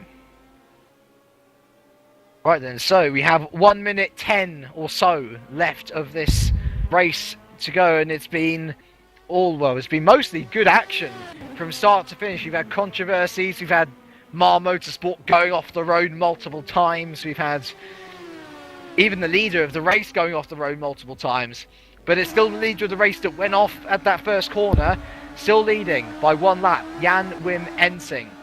And let's just have a little go. Let's go through our retirements, because we haven't actually gone through any of them for the entire time I've been here. So our first retirement was 1066 Racing, as per usual, unfortunately, with Gallen and Mabolgin. We still don't know their first name. I think it's Martin Bolgin. I'm not sure who the G is, though. Mr. Allen, I apologise. Our second retirement was Core Motorsports with Julian Dauber at the wheel, 58 laps in. Our third retirement then was Scuderia Bolas Negro with Ryan Mayfield on the 85th lap. And the latest retirement was No Limit Motorsport with Tobias Sonnenberg, lap 176, that was. And it's a shame when... Sorry? Oh, sorry. Did you say we've got about a minute and a half left? No, we've got 1 hour and 10 left. Right. I swear you said a minute and a half. Yeah, I'm going off in about a minute and a half. Oh. See, Lars agrees with me. You said a minute and 10 seconds. Sorry, I meant 1 hour and 10 seconds. Good. Anyway, where will you be off to then when you leave us? Where will I be off to? Well, we have a planned family night because it's Father's Day tomorrow. And my father wanted a nice family night tonight before we head out for the day tomorrow. And I promised him that a couple of weeks ago. So I wouldn't be doing anything at about 10ish. So that's where I'll be off to. And then, yeah, plenty of stuff to do then. I've got an exam on Tuesday, which should be fun, the last of my A-levels. And then I'm a free man. I've not been free for a long while. I've got no more exams until the end of the year, and then I start my year 11 in September, so all is fun. Yeah, I've got my final set of exams coming. Well, sorry, the final set. I've got my second last set coming in about 2 months, and then my final set about a month or 2 after that. Jesus. Yeah. That's a really spaced out exam structure you got there. I've just finished a set of exams right now as well. Yeah, I don't get that. I mean, well, I've had 4 exams over the space of a month. Yeah. Which doesn't. It's nowhere near as bad as you think. But I mean, I guess I wouldn't mind having little sections of exams every 2 months or so. No, pardon me. Whenever I ate, it really hasn't set well with my stomach. It must be said. That's definitely not as good. And Oscar Hardwick, Pete said a rather witty comment just then in the race department chat. He's just gone, I'll be getting back in the car in the next 15 minutes. I'll put my hazards on so you can see me coming. Haha! Indeed, Pete Bone says Oscar gets a cookie. He absolutely does, sir. Oh, Pete Bone with Blaszczykowski. Now see, Blaszczykowski, right? That's pretty alright. It's when you have a Schwaznikowski, which I get annoyed. I don't get annoyed necessarily, it just becomes a little bit more complicated because there's a difficult pronunciation in all three of the syllables. But I think that's enough about my pronunciations, and I think it's about time that I head off now. Okay, we will catch you later. So Alright. It's been a pleasure, gentlemen. Enjoy the final hour of the race, and good luck to everyone else who's still going in. See you, chat room, at the 24 Hours of Le Mans. Yeah, thanks, James, and thanks for joining us and keeping the conversations going and having some interesting inputs. I try my best. Well, don't try, you just do it. You're doing very well. So without further ado, you can leave us now, James. So bye bye. Alright. Right then, so that's sorted. James is gone, and we have Xavier. We have roughly an hour left to go of the 10 hours of Road America, the third round of the Race Department Le Mans series. Yeah. I was going to ask you who you were going to back for the win now. But, having had a little bit of a thought about it, with an hour to go and the nature of this race and the way it's been going, anything can happen, so I don't think it would be safe to bet on anyone yet. Well, it's not just safe to bet on anyone who it could be. You know who I'm going to bet for the win? Mar Motorsport? Yes, I would. How would you know? But in all seriousness, there's some close battles. There's some close battles throughout the field. Yeah. Well, at the moment, we are watching on the broadcast the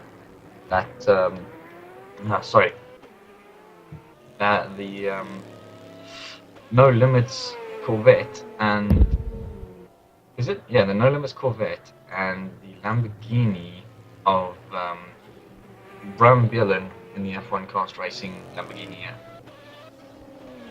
He's currently chasing down that Corvette of... Oh, I just lost it.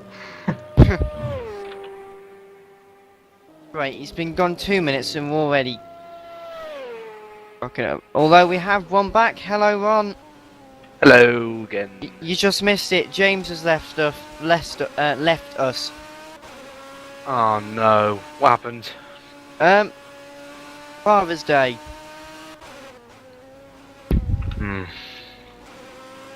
Although we can last an hour, I think. I mean, we're not completely useless. Although So we only got nearly an hour left, really. So yes, and if there's any team bosses listening in, any drivers who wants to come in and have a say how their race is going, just wanted to say something, then please feel free to join us in the live stream, and also you can tweet us at Race Department, and please, if you're going to tweet us, use the hashtag RDLMS. And we really need, Team Monsters, if you are listening, you really need to come in to give your opinions of what all your drivers have done today. Dan Marr has, and he's done it brilliantly. Could you come down here and do that, please? That would be much appreciated if you can come down. And we've already... Oh, sorry. No, carry on. I was going to say that we've already had the Oscar Hardwick discussion. He's subsequently apologised and admitted that they were both his mistakes. But we are all human, though. We're not alien. Well, some of us could consider ourselves aliens, but we're not immune to the odd mistake here and then.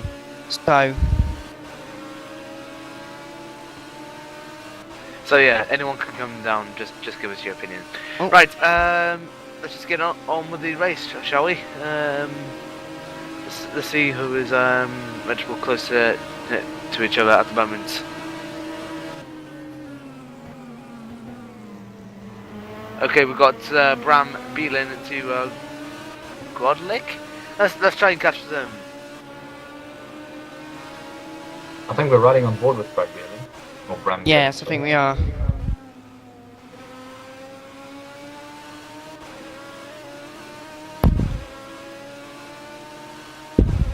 Brad Beelan is in the Corvette, isn't he? Yeah, we are indeed on board with him, yeah.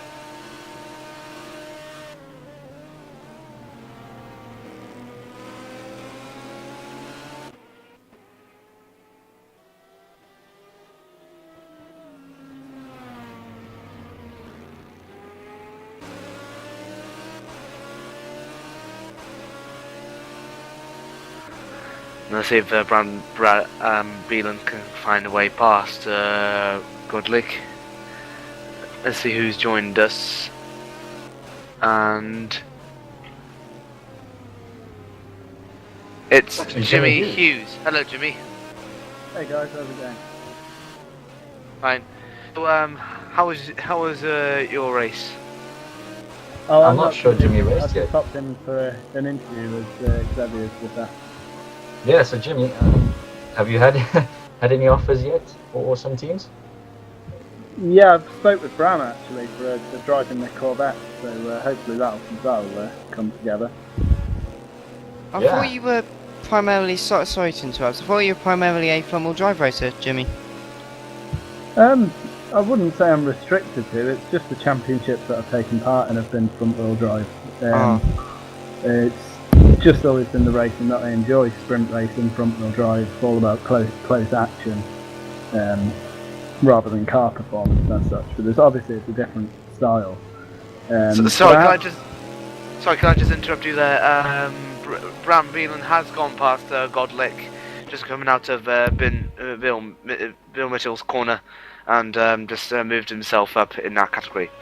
Good move there by the Lamborghini. And looks like Godlick is coming in. Corvette into the pit lane, indeed. Also, Jimmy, you were saying about having you were looking for drives within the series. Well, my proposal is still on the table if you want to take it up. Cheers, mate. At the moment, I'm still racing with Walk until the end of the Clio Championship that I'm competing in. But obviously, Karen Madaro's had problems in his personal life, so he's not able to offer assistance to the team anymore. So from August onwards, I'll be looking for a more permanent place in the team somewhere, I think. But for now, I'm definitely want to get involved with the Mon series with someone, and probably take up Bram's offer. I think as a Corvette, I think it'd be a good starting point. What about the Mar Motorsport GT2? Everyone loves the Mar Motorsport GT2 car. If you'd beaten Bram to the PM, then I might have been able to. But thanks all the same. And you guys are having a great run as well, so well done for that.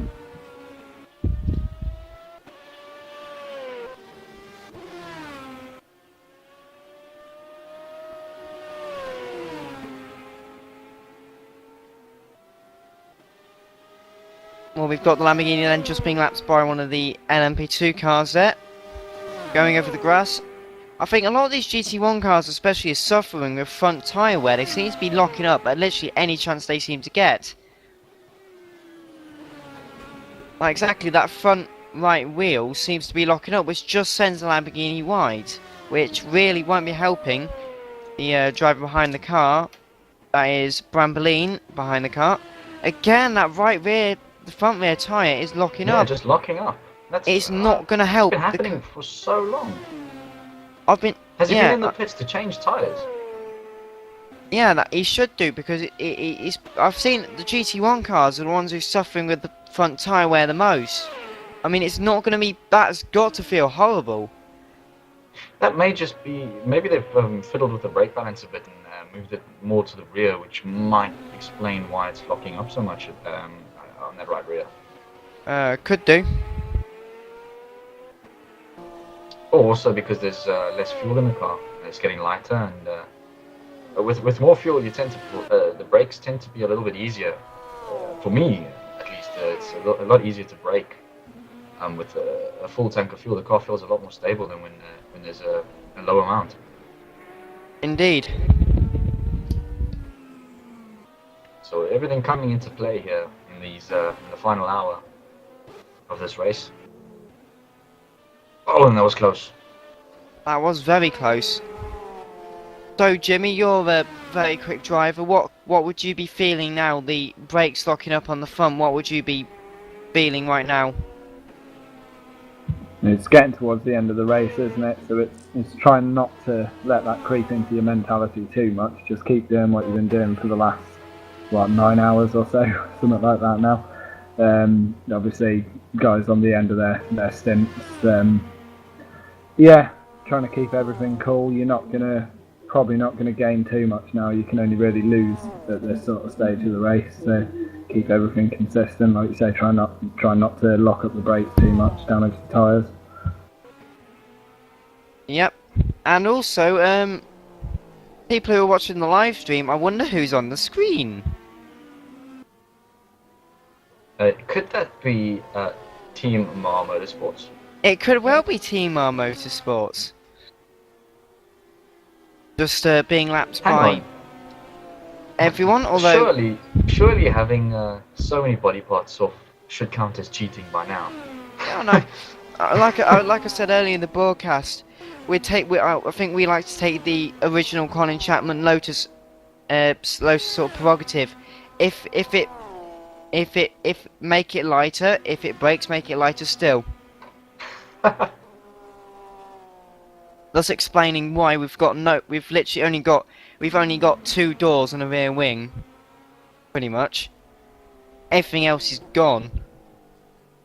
Oh, that's definitely not healthy there. That was a lot of understeer. Yeah. Again, that probably will be down to tyre wear. Although it could just be several lapses in concentration of Rui. Of course, only him and James behind the car this race, so they're doing about 5 hours each, which is not going to do any wonders for their concentration. Wow, they're doing full 5 hours each? Yeah, they've got to, because... 5 hours in a row, or are they alternating? No, they've been alternating all race, because at one point James really needed to get some rest, so James had a sleep, but Rui's still behind the car for now. But it's still not going to be doing any wonders. Tom obviously been busy with family commitments, and I've been unable to drive because of my stupid wheel set, but... Right, my brake pedal is a potentiometer. It has no spring in it. If I touch my brake pedal, it'll go straight to the floor, which basically means straight lockup into someone's door. So from Lamont onwards, look at the understeer there. that is definite understeer. I think Rui, if you're listening in, please go and get some more tyres. You're not doing any good with that set of tyres on the car currently. I think he's a bit scared if he goes into the pits. They might fix the aero damage. Yeah, don't worry. The boys have got strict instructions of touch the splitter and you die.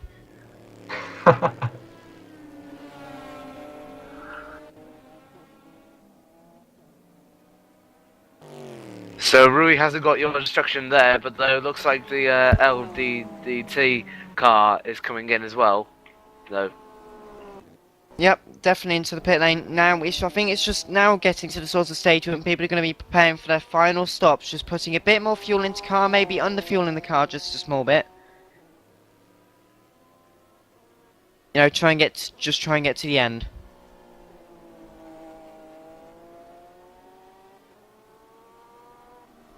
That wonderful part of night racing when it's, you know, it's not quite dark, but it's not quite light as well. Yeah. And I'm also just seeing, running down the list of cars here quickly. Scott Webber's now in the car for the final stint in the Daredevil's car. Lars Scott Brookman did Woodward, not did make. you say? No, Scott Webber. It's Scott Webber. Oh.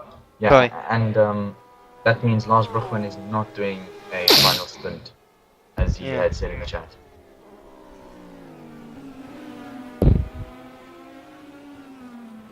Got two LMP2 cars just about to get past the 406, and good evening, James. Evening. Just been listening in, and I thought I'd give you some details about Rui right now.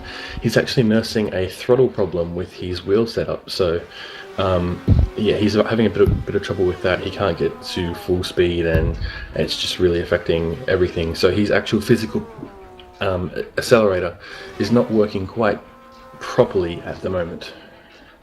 That's not good. So, how was your race, James? Abysmal. I am an awful driver. I need to really fix myself up for Le Mans. You're not as bad as me. James, do not criticise yourself, alright? What is more important is that you taking part and you actually stuck to your gun. Do not, and I repeat, not just change yourself just for the sake of you going faster. No, well, actually, it was a reasonable race. Both of my stints were fairly solid. A couple of mistakes in the middle, but the end of the second one, which was a really good run up until the end, yeah, I spun on one tyres in front of the No Limit GT1 car, and they had to do a pit stop because we both got damage from that. So that could have affected their race, especially since they're running up the front of the GT1 class. So, sorry to say, but though, when you was talking, Jan Polle just got spun out just before the bridge. Did he? That's not good. Also, you were saying about it's not the winning, it's the taking part. You've got it the wrong way round. It isn't the taking part, it's the winning. This is motorsport after all. It's like one of those mottos that PE teachers come up with so they can get like I'm going to be politically correct, the larger people to play sport. But let's be honest, Usain Bolt doesn't do it to have fun, does he? Well, it's probably a mixture. Yeah. It's all about balance, which is what we ended up saying in the end. You've got to balance the mentality of it. Yeah, it's an endurance race, but I also need to be going quickly, you know? Yep, and we've just got Bramboline in the pit lane, so we got a leader change in the GT1 class. I would say it's now... in fact, he's gone down to third as Bramboline. Alexandra Amelot in the RC.co.uk racing team is currently in the lead in GT1. GT1 in second place is, I believe that would be the F1 Cast Racing. No, Low Limits Motorsport of Christian Fegg. Sorry. And I might as well go through the entire order actually. Don't think we've gone through the entire order actually for a while. Yeah. So, in first overall is Jan-Willem Ensig in the Sim Race Vereniging Netherlands P1 car. Raphael Bornstedt in the RC.FR Racing Team P1 car. Feeder Motorsport Poland has got Matis Borsk in third. Fourth overall is the Satellite Racing car of Matt Strand. In fifth place overall and first in P2 is the Hell Racing Team Hungary, Gabor Nimszak in that. Sixth overall is second in P2, Simco Hungarian, Balas Kish in that. Seventh is LDTT Endurance Team Jan Palette. In eighth overall is SRS Racing Oscar Hadwick. Ninth overall in P2 and in fifth in P2 is Emmy Racing's Henrik Leck. 10th overall in and 6th in P2 is UK NL Racing Carl Middleton. Stephen Publos is in the 11th in LSD Racing. Scott Webber is next in Daredevils Racing Team. 12th overall. 13th overall is the leader in GT1 RC.co.uk with Alexander Amelot in that car. No Limits Motorsport is in 14th, Christian Fegg. 15th is F1 Cast Racing with Brampoline at the wheel in the Lamborghini. Number 308, Roaring Pirates Maniacs with Magic Passionik in that car in 16th. 17th is the Rare Endurance team of Richard Blocker and Sim Racing for Holland with Marcel Offermans on board in 18th. 19th is THR Motorsport with, I believe that would be James Johnson at the wheel. And first in class then in GT2 is Sim Racing for Holland, Dennis Dorner. 22nd is Brisnow Oslo with Sander van Slack in that car. GT1 then in 7th in GT1, which is mixing it with the GT2 cars, is Dennis Verschner in the Disturbed Motorsport car. 8th is UK NL Racing in GT1 and 24th overall in... Oh, it's just updated. 24th overall is now RMI Motorsport with Roy Magnus at the wheel. Yuri Gisnan is in Sim Racing Vereniging Netherlands. Satellite Racing 2 is Luke Walsh. Mar Motorsport, the last car that is currently on track, in 27th place with Rue Martins at the wheel. No Limit Motorsport, Scuderia Bolslegno, Court Motorsport, 1066 Racing are the retirements. And so there we go, we got Team the... and the Team Mar Motorsport is in the pits. And yeah, we got Mar Motorsport into the pit lane. Actually, I better go and give a quick check-up with them. So, back in a small moment. Yeah, sure. And we've only got less than an hour left.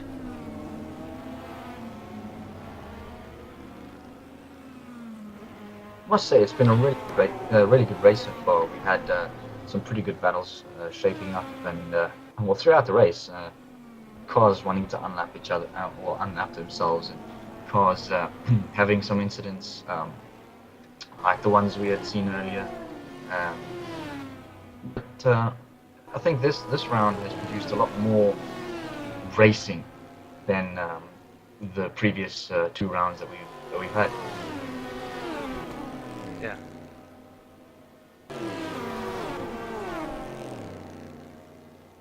And Jimmy, I think if you're still on here, compared to the other 2 events that we've had, I've seen that you have been watching within the last 2 broadcasts. I think you were watching as well. How do you think this one compares to those other ones? How's this event shaping up from the outside? Yeah, I think, like you say, there is a lot more racing. I think whether it's there's quite a lot of high-speed stuff here, whether that just allows for the differences in speed to be much more apparent between the cars. But it's great entertainment for sure. And like I said, I've always said, every time I've watched one of these races, it always makes me want to get involved with some of the longer endurance, the team events. I've been part of a couple of endurance races before, the Nordschleife Mini stuff, and there was an RFX2 event as well. But it's not quite the same as doing a full-on team race with driver changes and everything. And yeah, it's really entertaining to watch.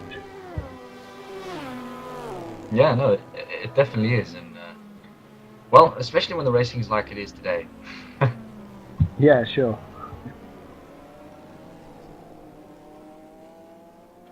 Right, we're just going to have a look at a battle between Alexandro Amlot and Scott Webber. Alexandro Amlot is just about only a couple seconds behind Webber, but Amlot has actually got much more pace than Scott Webber at the moment, so actually they're both in different classes, so doesn't really matter if they get past anyway.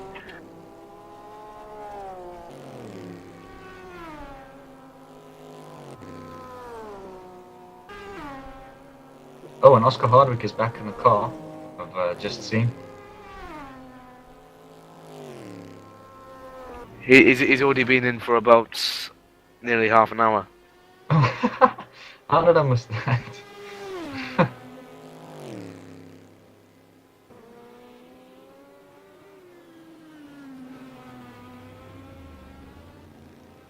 But let's see where he is in the where he is in the field. He is in 8th place, and so far the gap is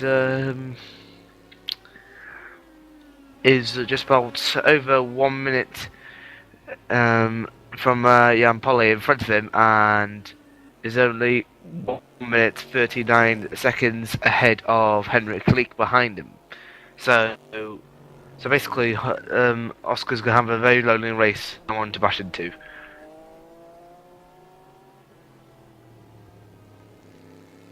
Yeah, and I've just seen something as well, really interesting. It's also come up in the chat. Is that the SRVN car, that Sim Racing Vereniging Netherlands, that car is chasing down and catching up, apparently, to the RMI Motorsport car. Now there's quite a big gap, but and they are both on the same lap. So we'll see if SRVN can maybe catch up to RMI and take the place.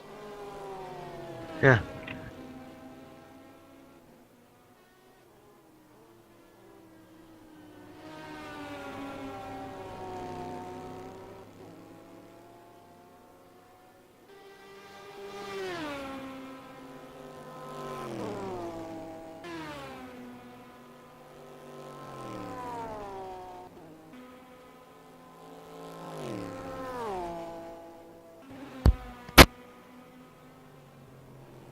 And we got a driver with us, which is Wilfred van der Brink.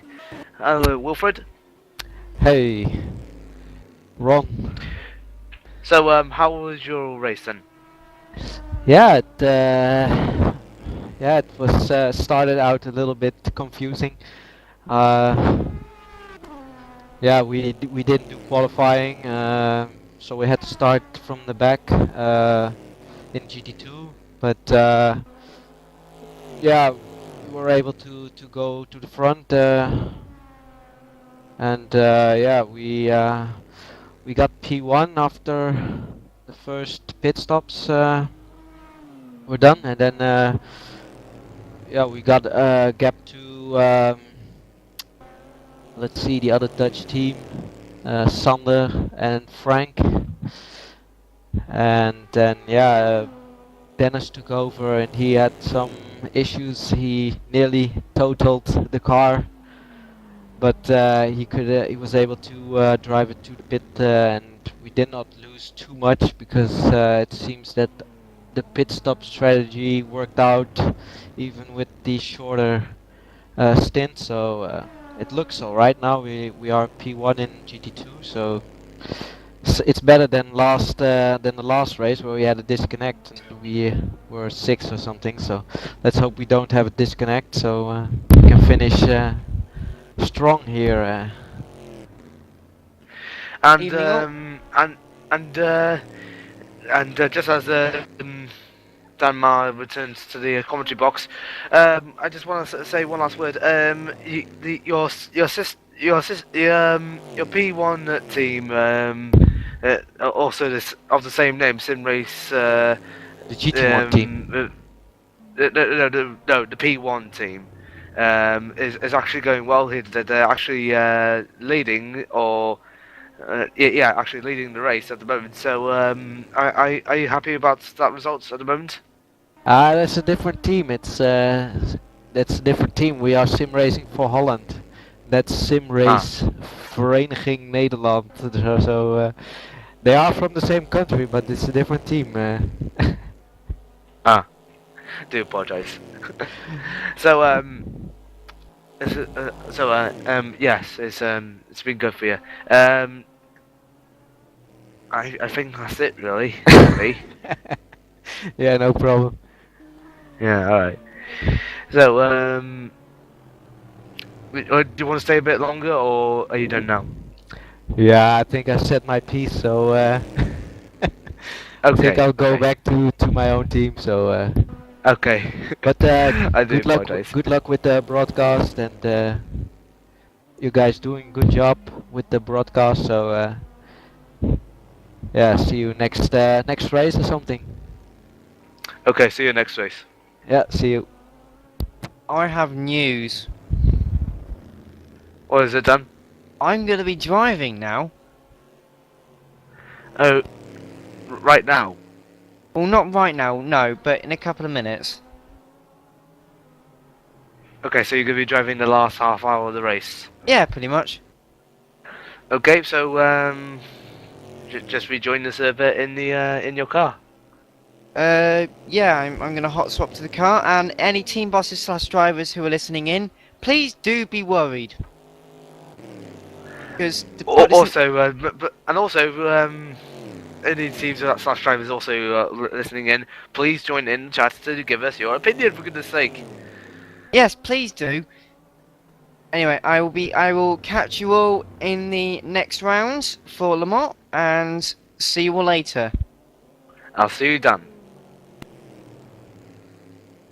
But nevertheless, let's continue on. We only got about half an hour left of the race, and the current top 3 in all 4 categories looks like this.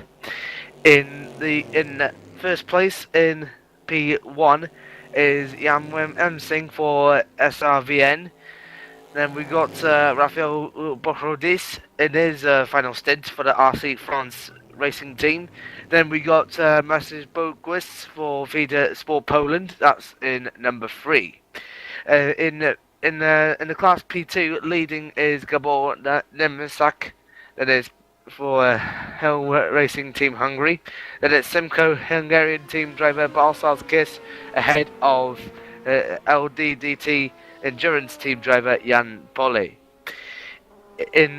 Leading in the GT1 category, Alexander Alamnov for RC.co.uk racing team ahead of Christian Fedge in the No Limit Motorsport ahead of Bram Beelen in the F1 Cast racing team. And in the GT2 category, Sim Racing for Holland is Dennis Dorner ahead of Sander Svislike for Brigata also, and we also got Roy Magnus in the RMI Motorsports in 3rd place.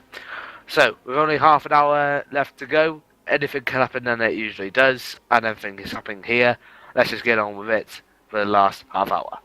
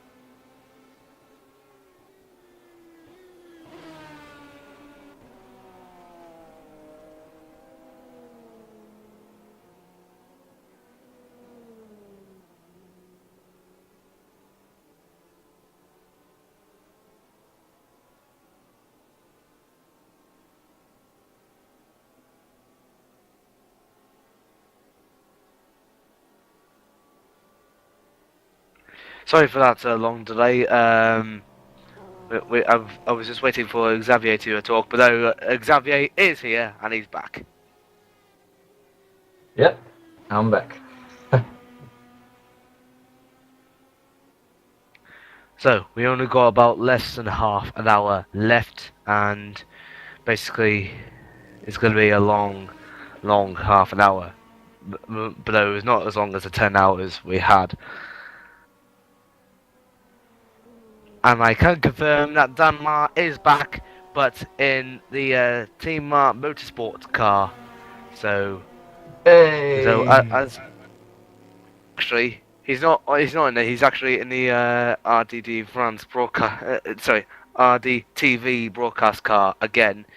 But though he might switch with Rue Martins when he comes in.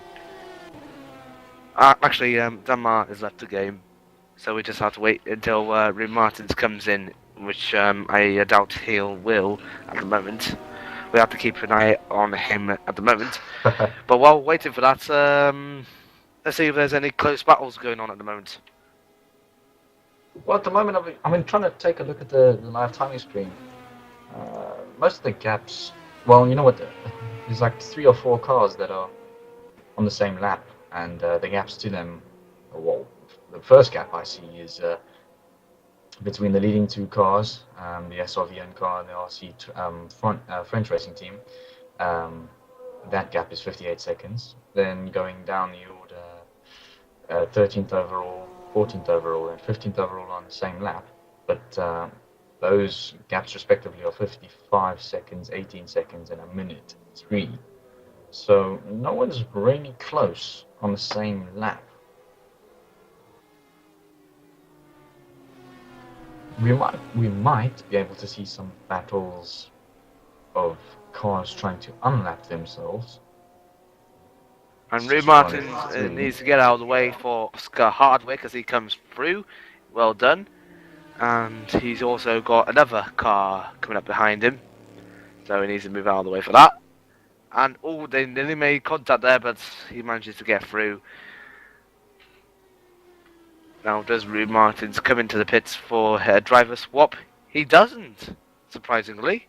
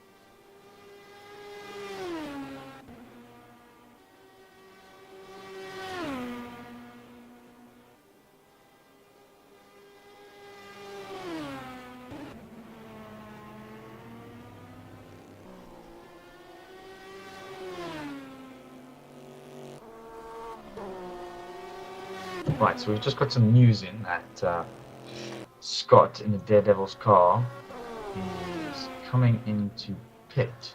And yeah, he's just into the pit box now. Or exited, sorry. He's just exited his pit box.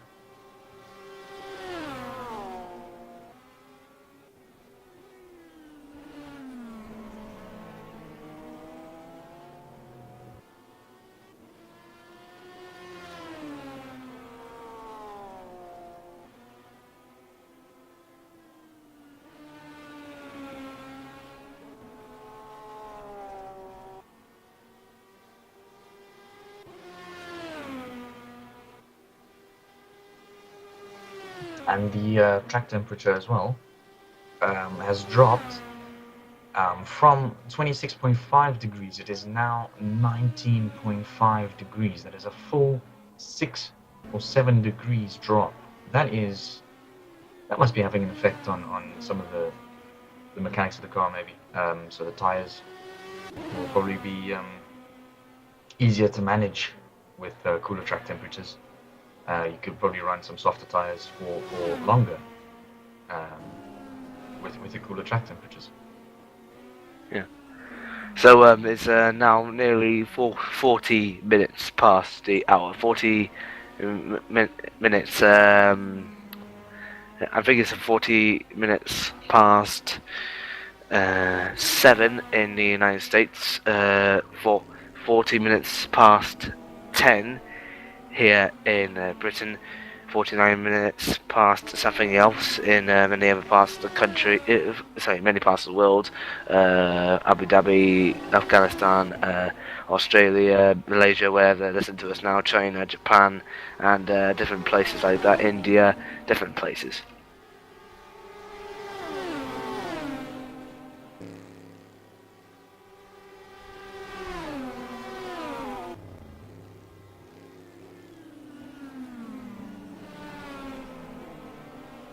And of course, here on the broadcast, we are busy watching Nemchak and his Hell Racing Team Hungary LMP2 car, zooming past some of these back markers here. He's got Amalo to go. And can I just stop you there? And we've got confirmation that Danmar is in the car and he's going out on track now. Yay! But they'll all be at the back. Oh, there he is! There he is! Oh! Oh! Oh no! Danmar spun! Ma, keep going. Keep going, lad. Come on. Come on.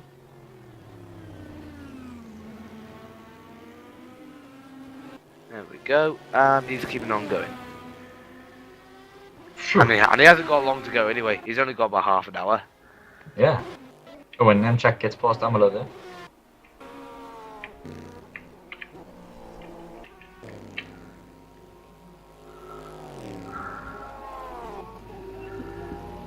Now I think on the broadcast we are watching Marcel Offermans, and who is that he's just passed? Oh, that's one of the backmarker Porsches.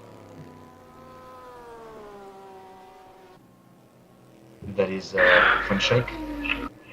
Okay, so we're in the last 20 minutes now, I believe. Oh, Marcel Offermans is in the pits. Sorry, Marcel Offermans comes into the pits. Oh, he's hit one of the anti-cheats or something coming into the pits, and he's done well to keep it out of the wall there. That was incredibly close to burning the car on pit entry. It's Offermans, isn't it? Yeah, it looked as though he nearly hit, or he did hit an invisible wall of some sort, or an anti-cheat. Right, I'm viewing it now, and yeah, he's nearly hit it, really. Nearly hit it. He did well to keep it out of the wall there.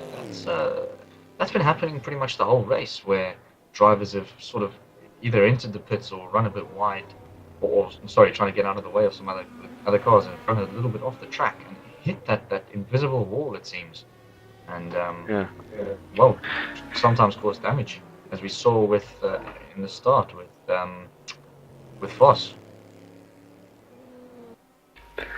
So we're into the last 20 minutes or so left, and the standings look like this. Jan Wim Insing still leads ahead of Rafael Borsovadis in second. Matthias Bostwick is in third. That's the top three for P1. In P2 is P2 the category is Hell Racing Team Hungary with Gabor Namsak. Then it's Bazar's Kiss in second, and Jan Pollitt is in third. Then in the GT1 category, Alexander Arnold is leading ahead of Christian Fedge and Bram Beelen, and in the GT2 category is Dennis Dorner ahead of Sander van Schlack and Roy Magnus. Those are the standings so far, and let's change. It looks like Dan Mars coming into the pits now. Yeah, he is.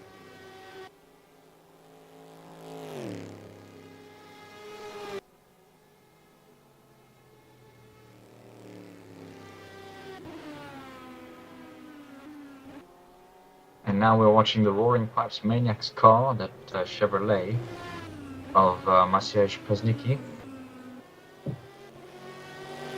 Just being passed. Oh no.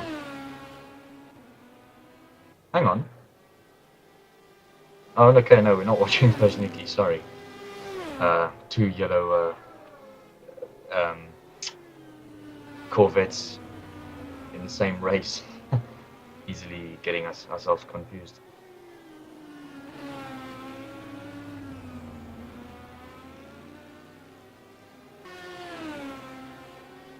It is in fact the rare endurance team, and that's of Robin Toll. He's been passed by looks like Bazar's Kiss. Yeah, that was Kiss. Yeah. As they go under the bridge into the carousel.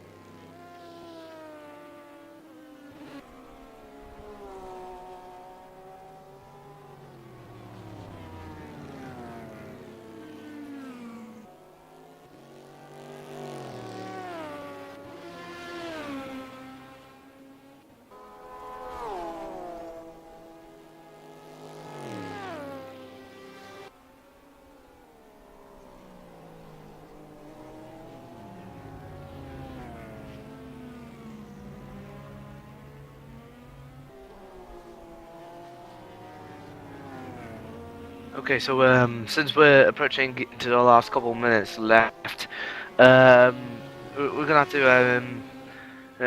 do a man of the day. So my man of the day has got to be Matt Richards. Doing well in the Daredevils car, even though Daredevils had a absolutely terrible day. Matt Richards stayed on top of that and got through every incident in a positive way as possible. So, Xavier, what's your man of the day? Well, I'm not sure if I can have one man of the day. I mean, we should have a team of the day, or two teams of the day, should I say? Daredevils, yeah. That would be one of my teams. Daredevils and Team War, I think, can have a joint sort of team of the day, as Team War's constantly been persevering, even though they've encountered a couple of problems, and the same thing with Daredevils. But to be honest, one of the teams of the day must be THR, who has, being so many laps down, decided to carry on racing, and for me, that is that's something that can really be commended. Yeah, because THR have made a remarkable recovery despite their earlier incidents. Or James Johnson, And should we say? James Johnson. Marco just said, not the team, James Johnson, he did it all alone. Yeah, yes, you're right, he did do it all alone, and he did a pretty good job of it too. Being at the front in P1 before, struggling in a couple of hours later from that stint, and was able to come back on top form.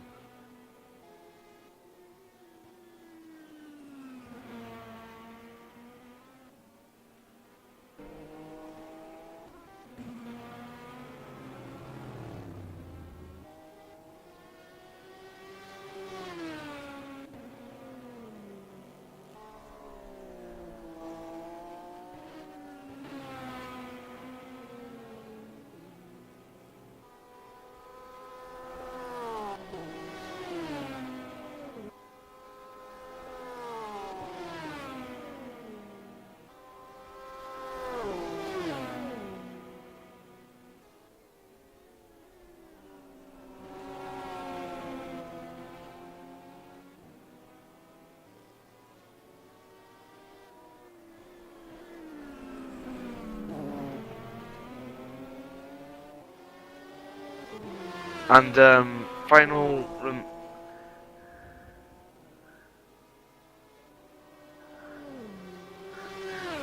right, it says with 10 minutes to go, I will go to P1 and stay there until fights appear. We want to finish on P1. Okay, so may as well go to P1 at the moment. Jan Wim Ensing is still leading at the moment with incredible pace.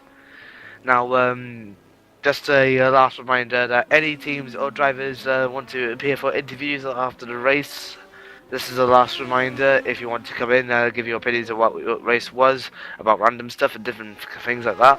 So, yeah, just pop in for an interview during or after the race is your choice. But you have to do it. But you have to do it soon because as this broadcast won't go on forever, you know.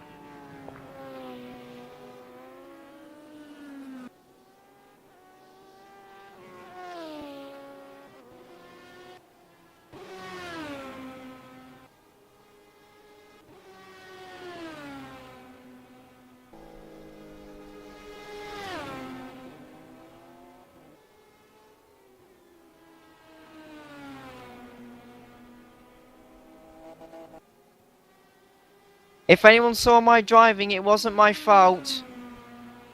I apologise. I haven't seen you driving yet. Hold on. Good. Don't look. It's quite bad.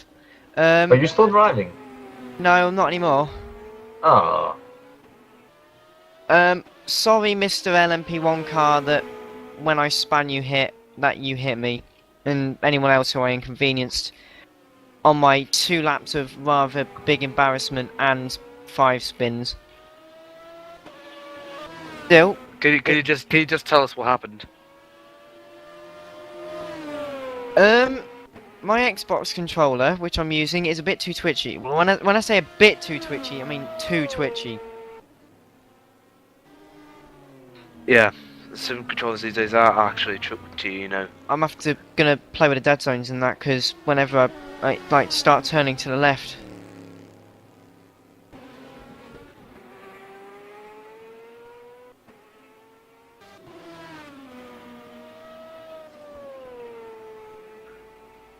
Okay, Jimmy says I will linger until the end of the race. If you want any opinions between now and then, feel free to ask. Otherwise, I hope you go in. I hope out as you go into the interviews. Thanks for having me, guys. Okay, thanks very much, Jimmy, and see you around. See you around, Jimmy.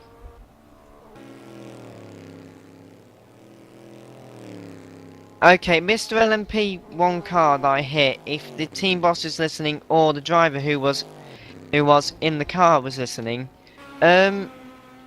feel free to post me a bomb. I mean, you know, I can understand my driving was very bad. I'm now going to do some testing and that, but So how's the race shaping up anyway?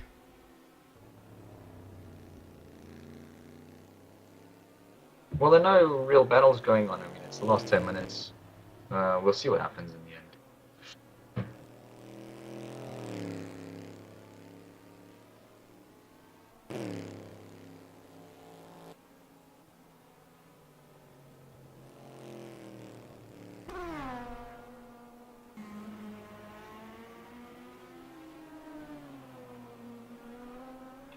So, while we're approaching the end of the race, we just want to ask you, Danmar, who was your driver of the day, despite regardless of what team they're in? Oh, that's got to be difficult. I mean, let me just go back and remember some stuff.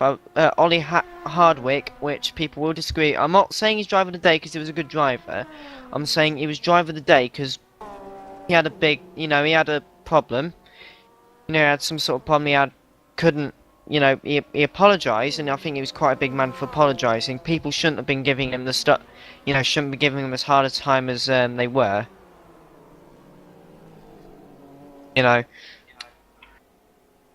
But really, the boys out in front, the Simrace Vernigan team, they're very good drivers. Also, Tobias Sonnenberg, he was driving extremely well until he had those problems with the disconnects. Yeah, he had a good run, didn't he? He did have a very good run.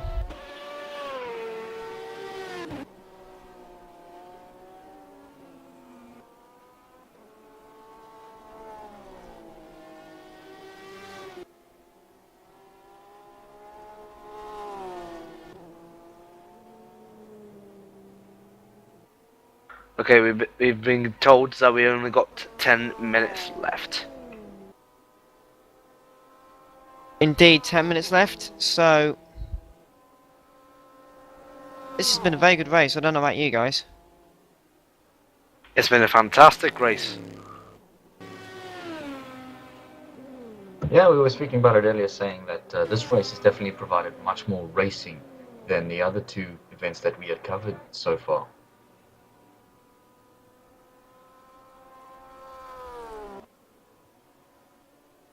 And we've had a lot more excitement, I think, in this race, and I'm sure Jimmy will agree, as he's been watching every broadcast so far.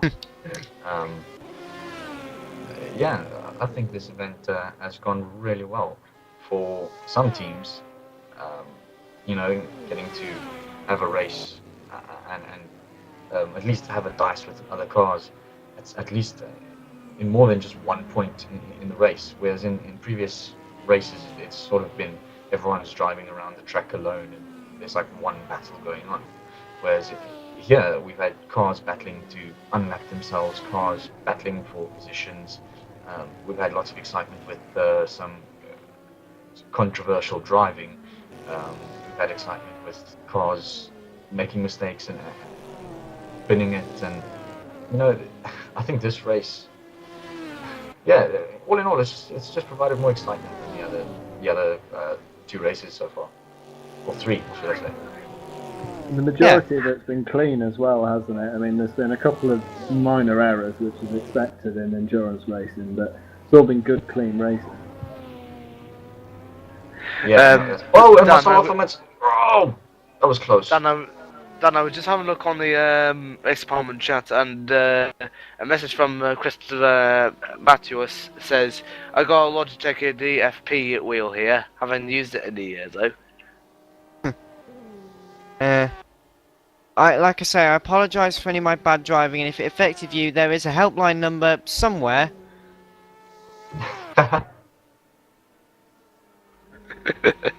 Don't worry, I'm doing testing as we speak in order to fix my problems. I'll probably get someone to help me get the settings for the controller right, but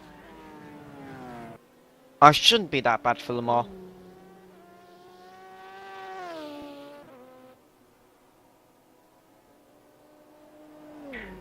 Eight minutes left. Yep, just 8 minutes, I was about to say.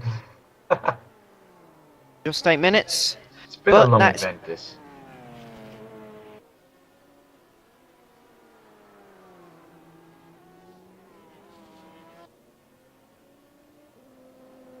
And it's still dark. I thought it would have been a little bit lighter at least.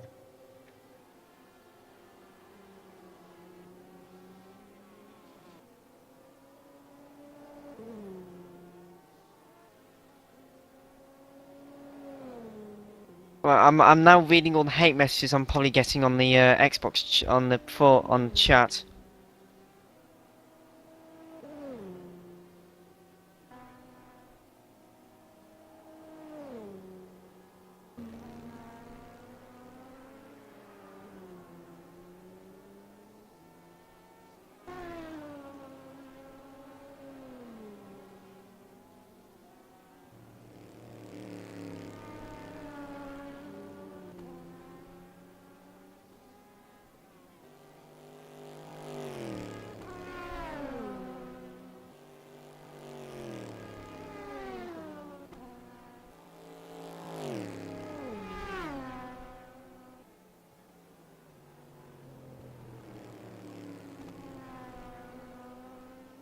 Come on, guys, we've only got, what, 8 minutes left? Oh, no, 5 minutes left. Sorry. Well, does anyone not have anything to say? If you're a team boss or a team driver, or just anyone who fancies like coming in to talk to us on the race department team speak, then go ahead, just come and join us, give your opinion on certain items. And also, don't forget to tweet us. I mean, it's only 5 minutes left, but hey, it's never too late. It's never too late to tweet until it's done.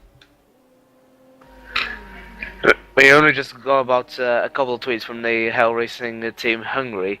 The latest one is sorry, Mercy's progress, but Gabor is tired.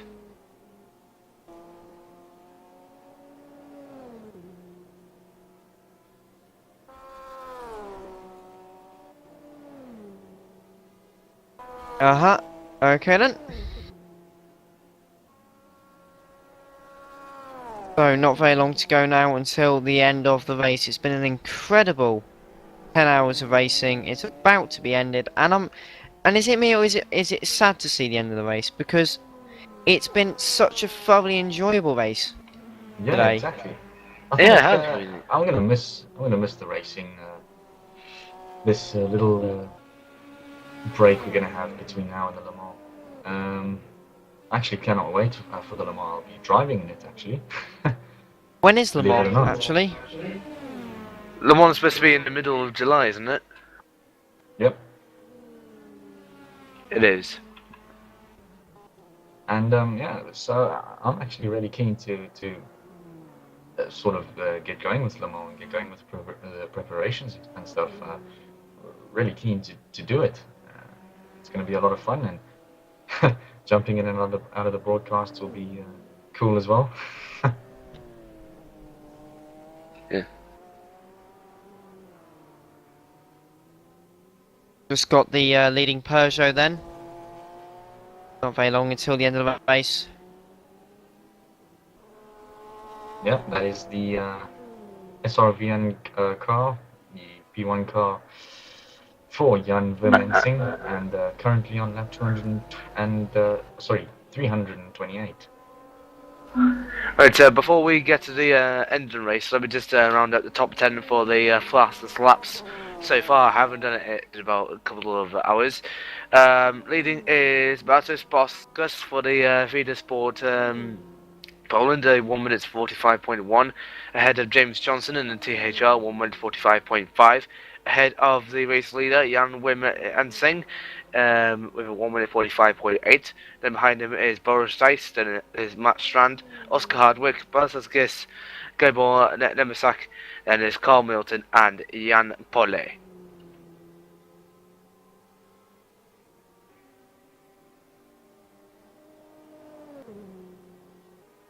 And we only got about 3 minutes left.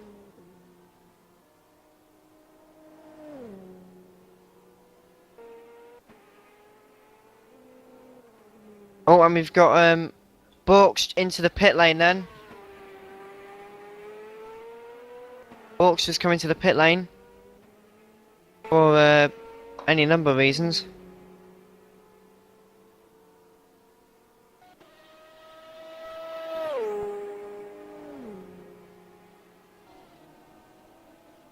We know.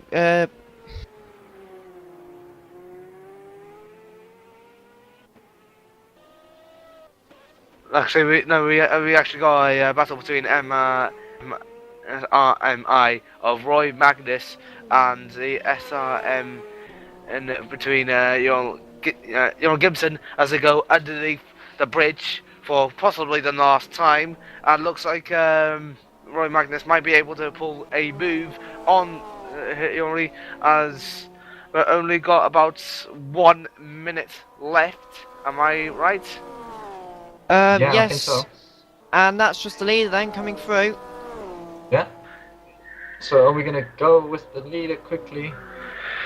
Yeah, let's get on board with to go over the Jan. line, and then we can skip back to this battle. Yes, let's just congratulate him on his superb efforts today. As looks like we got about 30 seconds left. If we have we. So will this be will this be the checkered to flag go then? past to start the final lap. Okay, this is the final lap then. 1 lap left. Okay, so this is fine. Let's final lap. Let's get back to the to that battle quickly, and Jon Gibson is still defending off from Roy Magnus as they go down into turn 1.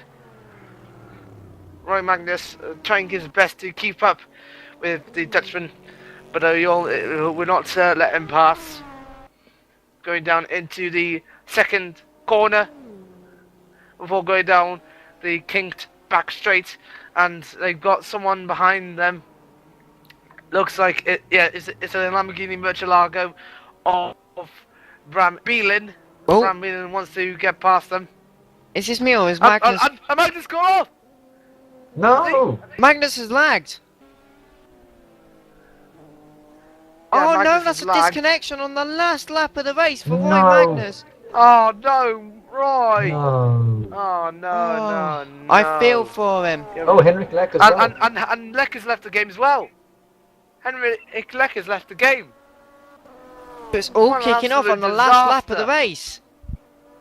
So anyway, let's get on board with Jan Win Ensink as he goes down towards Canada corner. I've accidentally called it Bill Mitchell corner in the past, but he is going to come up to Bill Mitchell corner for the last time as he goes up to turn, as he goes up to the last corner, and Jan Wim Ensink wins the 10-hour the 10-hour race here at Road America. A well-deserved victory for Wait, him. hang on, I think you might still have another lap, actually.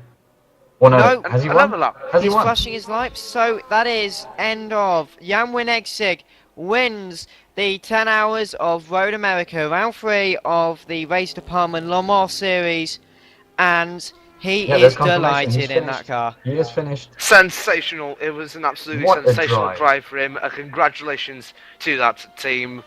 Now, let's see who comes home in second place. It's most likely to be Borkis, is it?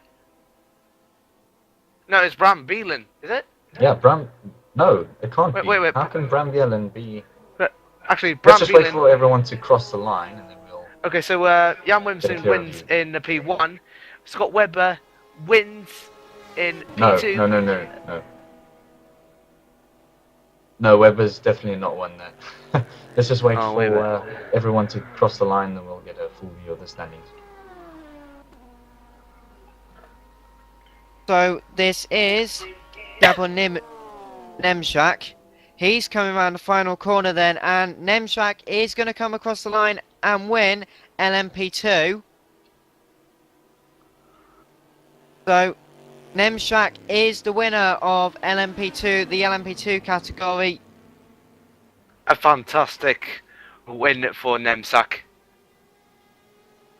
Very good indeed.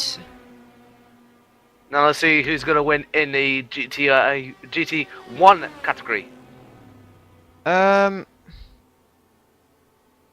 Is it going to be Feg?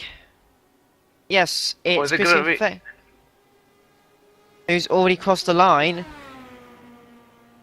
And winner of GT2 is Luke Walsh in the satellite racing car. I think no, it's Dennis Duna for Sim Racing for Holland. So Who Dennis has- Duna wins his category today.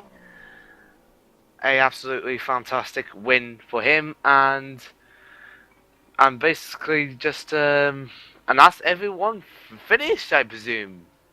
I think they have, yes. So we got looks like we got a couple of people in here, starting with the winner of the P1. Actually, one of the drivers from P1. Oh, wait a minute. Actually, we'll just wait for a couple more. Well done everyone then for a fantastic race, and like I was saying, I can't apologise enough for my stupid driving. Feel free to throw bricks at my window. Well said, well said. But I'm not going to throw a book to your window. I'm not hard. I'm not horrible.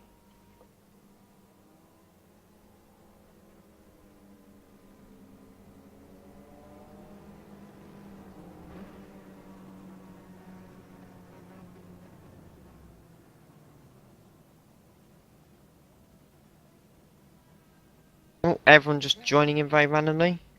Yeah, we're just waiting for the drivers to come in as the race has ended, so we can do some interviews for them. Okay.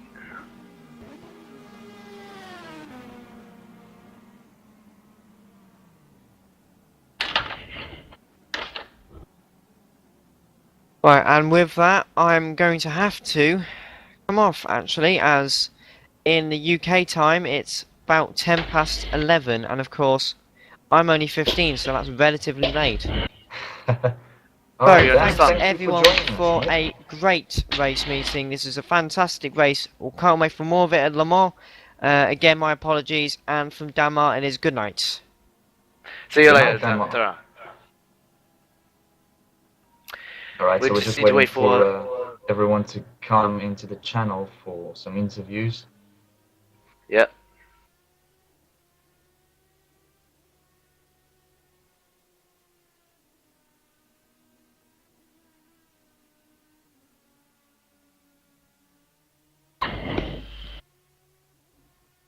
Hello.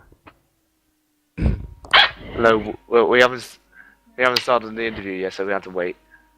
No problem at all.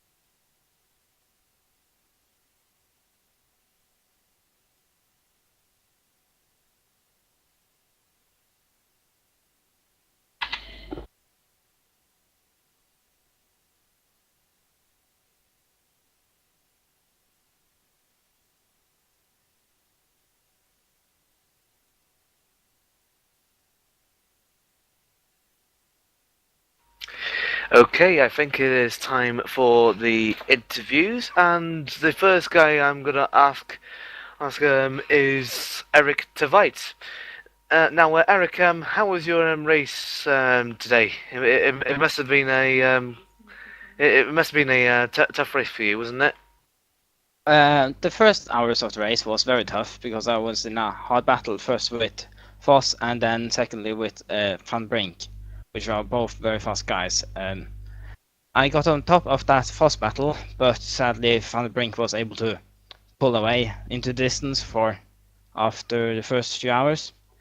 Then I handed over the car to Auckland, and he drove some stints in the car, and we started to lose some time to the guys in front. Then Roy drove the car for another 2 hours, and we kept on losing a bit of time, but as I got back and was ready to go in the car again, we found out that aiming for the SRN SRVN car of Yuri Kirsten, and I don't remember the name of the other guy, but was a good aim. Got back in the car and started pushing.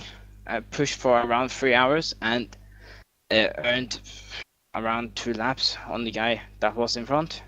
Got in front of that guy and handed the car over to Roy. But sadly, due to some very bad luck, Roy lost that place out because of a spin and a weird connection loss, which seems to be happening to all of the users from Scandinavia. So, very eventful event. So, so the race went for you, didn't it? Or do you think better of it? From my perspective, the race went really well. I mean, despite the bad luck we had, this was, very good event. Thank you, Eric DeVite. And we're just going to chat to Matt and Scott how the race went today. So, Matt and Scott, you had you had a bad start to it, but as soon as Matt went into the car, it really took off. So, first I'll ask Scott, then I'll get on to Matt. So, Scott, how did it went for you? Well, as I said in the interview earlier on, you know, the tactics were always, they were always changing, because we had to see where we are, what the distance we was at, and with the driver swaps happening, and you know, we did have a few unfortunate events, and at one stage, one of our drivers got knocked off, but you know, that's not for discussion. We were sorted out, but yeah, it was going strong, and then we was catching up. Matt done really good. He was sticking to the target times, and yeah, can't thank him enough. He done great. And so, from your perspective, could the race could have gone better for you when you were in the car? Yeah, massively. I made one mistake. I tapped a guy, you know, and that was a racing incident in my eyes. And then, yeah, it was going really good. In total, we have 25 minutes of penalties, which is a really big amount. But we worked out if we never had no penalties, we would be fighting midfield, possibly for position 5. So, you know, you get the good and the bad for the races, and unfortunately, this round was bad. Okay, thank you, Scott, for your time, and hope to see you perform well at Le Mans. Yeah, I hope so. Hopefully, we'll be fighting LSD. Yeah. Okay. Matt's microphone is not good right now, but though we've already know what's happened to Matt, and his driver was good today. So Matt, type in the chat box how did the rest of the race went for you? He said it went, for me it's quite well. Our tactics would be one thing for hours, and to change the next few hours. A few mishaps first back, we fought back. Personally, my pace was good. I wasn't expected to be that fast, consistent 1 minute 50s, so I'm very happy with that. I could hope that my team can move forward as well, and we can get really good at luck at Le Mans. Thanks very much, Matt, and hope to see you there.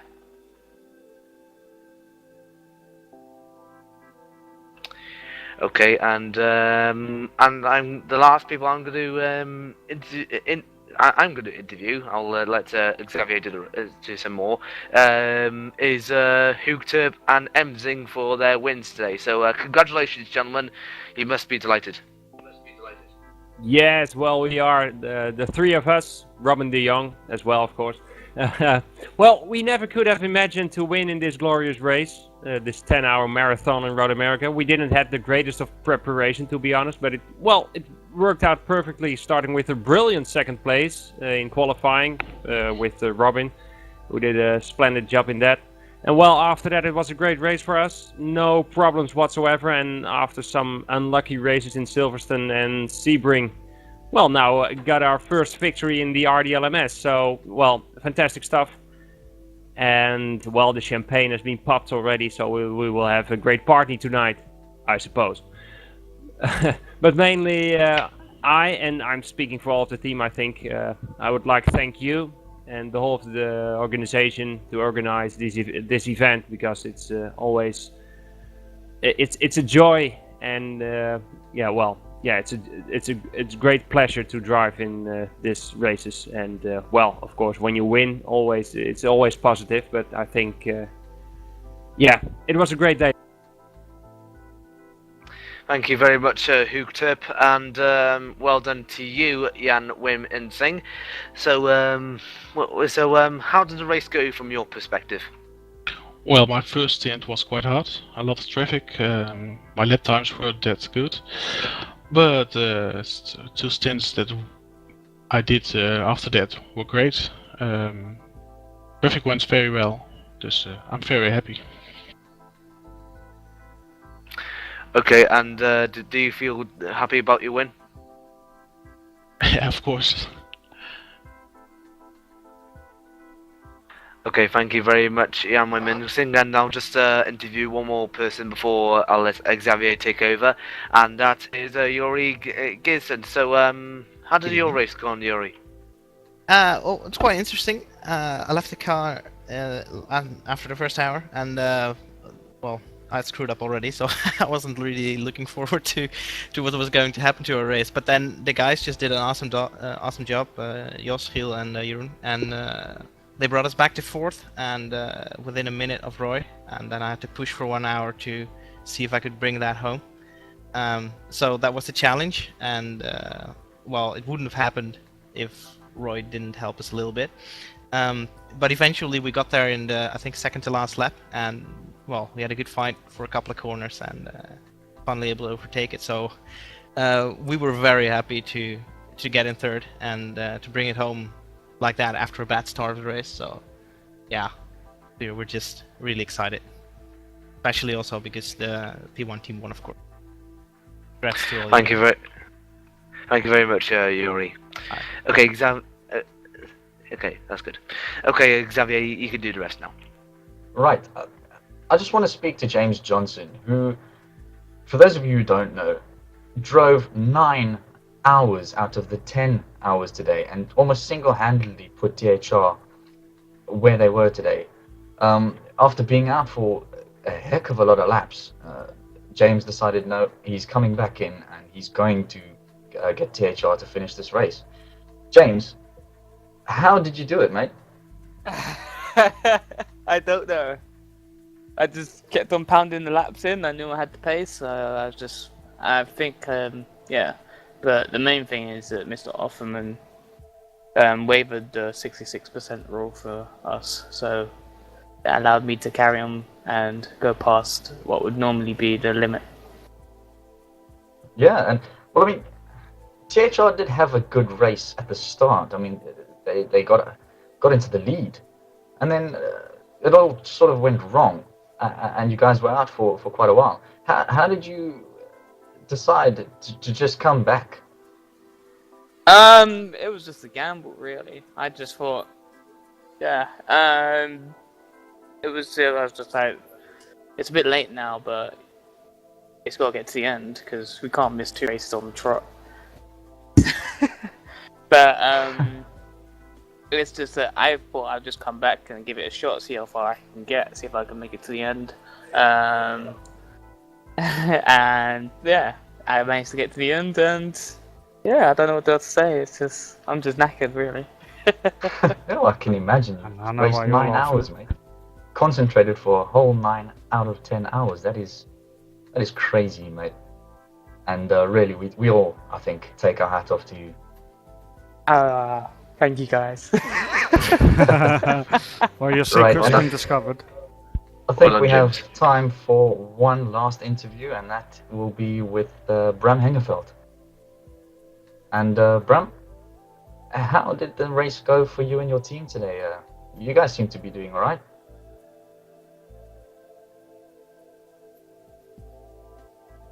Oh, sorry, I had my mic muted. But just going to say, Bram, stop That's saying what, that's what driving does, shit, Bram. Yeah. Well, the credits for our team went all to Maciek and Maciek, who did almost the entire stint with the two of them. Normally we have Marcin Skripczak on board, who is injured on his knee, had surgery, and hopefully he will be able to rejoin for the 24 hours in good shape. So all credits to the Polish team today. They did great. Do you guys think that, or did this event go to plan for you? And does this make up for the missing the 6-hour event? That would be a question for Marco, I think, who filled in great together with Marcel and the help of you guys on the commentary booth today. So yeah, it was a good event. A lot of people watched the stream and were happy. Of course, some incidents, and after the race, we hope to receive all the incident reports. Then we can have a look at. The more hours you race. But well, kudos to you guys. It was fantastic. It was a great show today. Yeah, thanks, great man. Team it effort. was Cheers. Great to be here and experience this race. It was a great race to watch and commentate on. Right, before we sign off, we only got about 2 more people to interview here, and that is Roy, Magnus, and Rue Martins. We'll start with you, Roy. So, what went wrong there? I went wrong. I've been the slowest guy in the car and the one with the most spins and everything. So yeah, well, it's really down to me that final bit. Although I thought really I had it when Eric did give me that big cushion, but yeah, so close. Well, at least you've done well. That's the main thing. Yeah, thank you. I'll be better at Le Mans, I think. Yeah, let's keep it up for most of that hour. Yeah, thanks. And Roy, you did a good work in the Team Mar Motorsports car, and you took over from your team boss as he pulled out. So what happened with your team boss there? Dan forgot to set up his controller properly, so he was just spinning everywhere. And I had to take over from him and finish the race because he couldn't do it safely. And how did your races go? Oh, it was really hard. Almost everything went wrong. The only good thing was that we didn't have any disconnections. Besides that, almost everything went wrong. First of all, Tom was going to race with us, but he couldn't make it, so it was down to me and James for the entire 10 hours. Then we had didn't have any major problems, but we always have some small problems that were delaying us a bit, and the problems were coming one after the other, and we dropped down the qualification a bit. So thank you, Rue, for that good words there. Thank you. And Xavier, just a final word from you. How did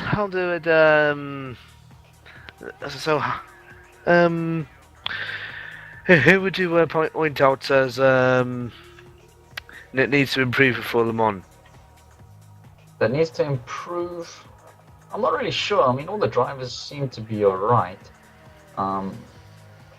Yeah, there were 1 or 2 incidents that could have been avoided or so. So I think maybe some of the slower guys, definitely some of the GT cars. I know that we're picking on you a lot, but we did have a chat with Bram earlier in the chat, and he had his input on the subject.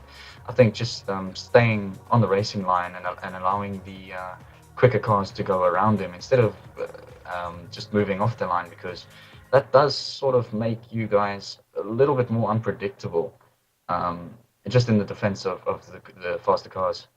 No one really needs to improve more. I think people's luck might need to be might need to improve. Yeah, they might need to. So, that is basically that's it from now. I just want to thanks to many of the teams and drivers that have taken part today. Just want to thanks to the people who have just done the camera, as well as the members of staff and my co-commentators today, which were Xavier, Scott Webber, Scott Wild, sorry, not Scott Wild, Scott Woodwiss, and many other people. And from myself, Ronald Squire, good night, Nostar, Shizuki. Yeah, and I would also just like to extend a thank you to Marco Bale for doing all the camera work and sticking with us throughout this whole event. To all the teams, to all the drivers who showed commitment and support for this league. To all the league admins putting in the countless hours of work behind the scenes to get this event running and to get the series back on track. You guys are just awesome. And to all my fellow commentators, you guys were just awesome throughout this whole event. Thank you guys. That's me, Xavier de Cavallo. Yeah, goodbye guys. Thanks. Good night, Shizuki, Nostar.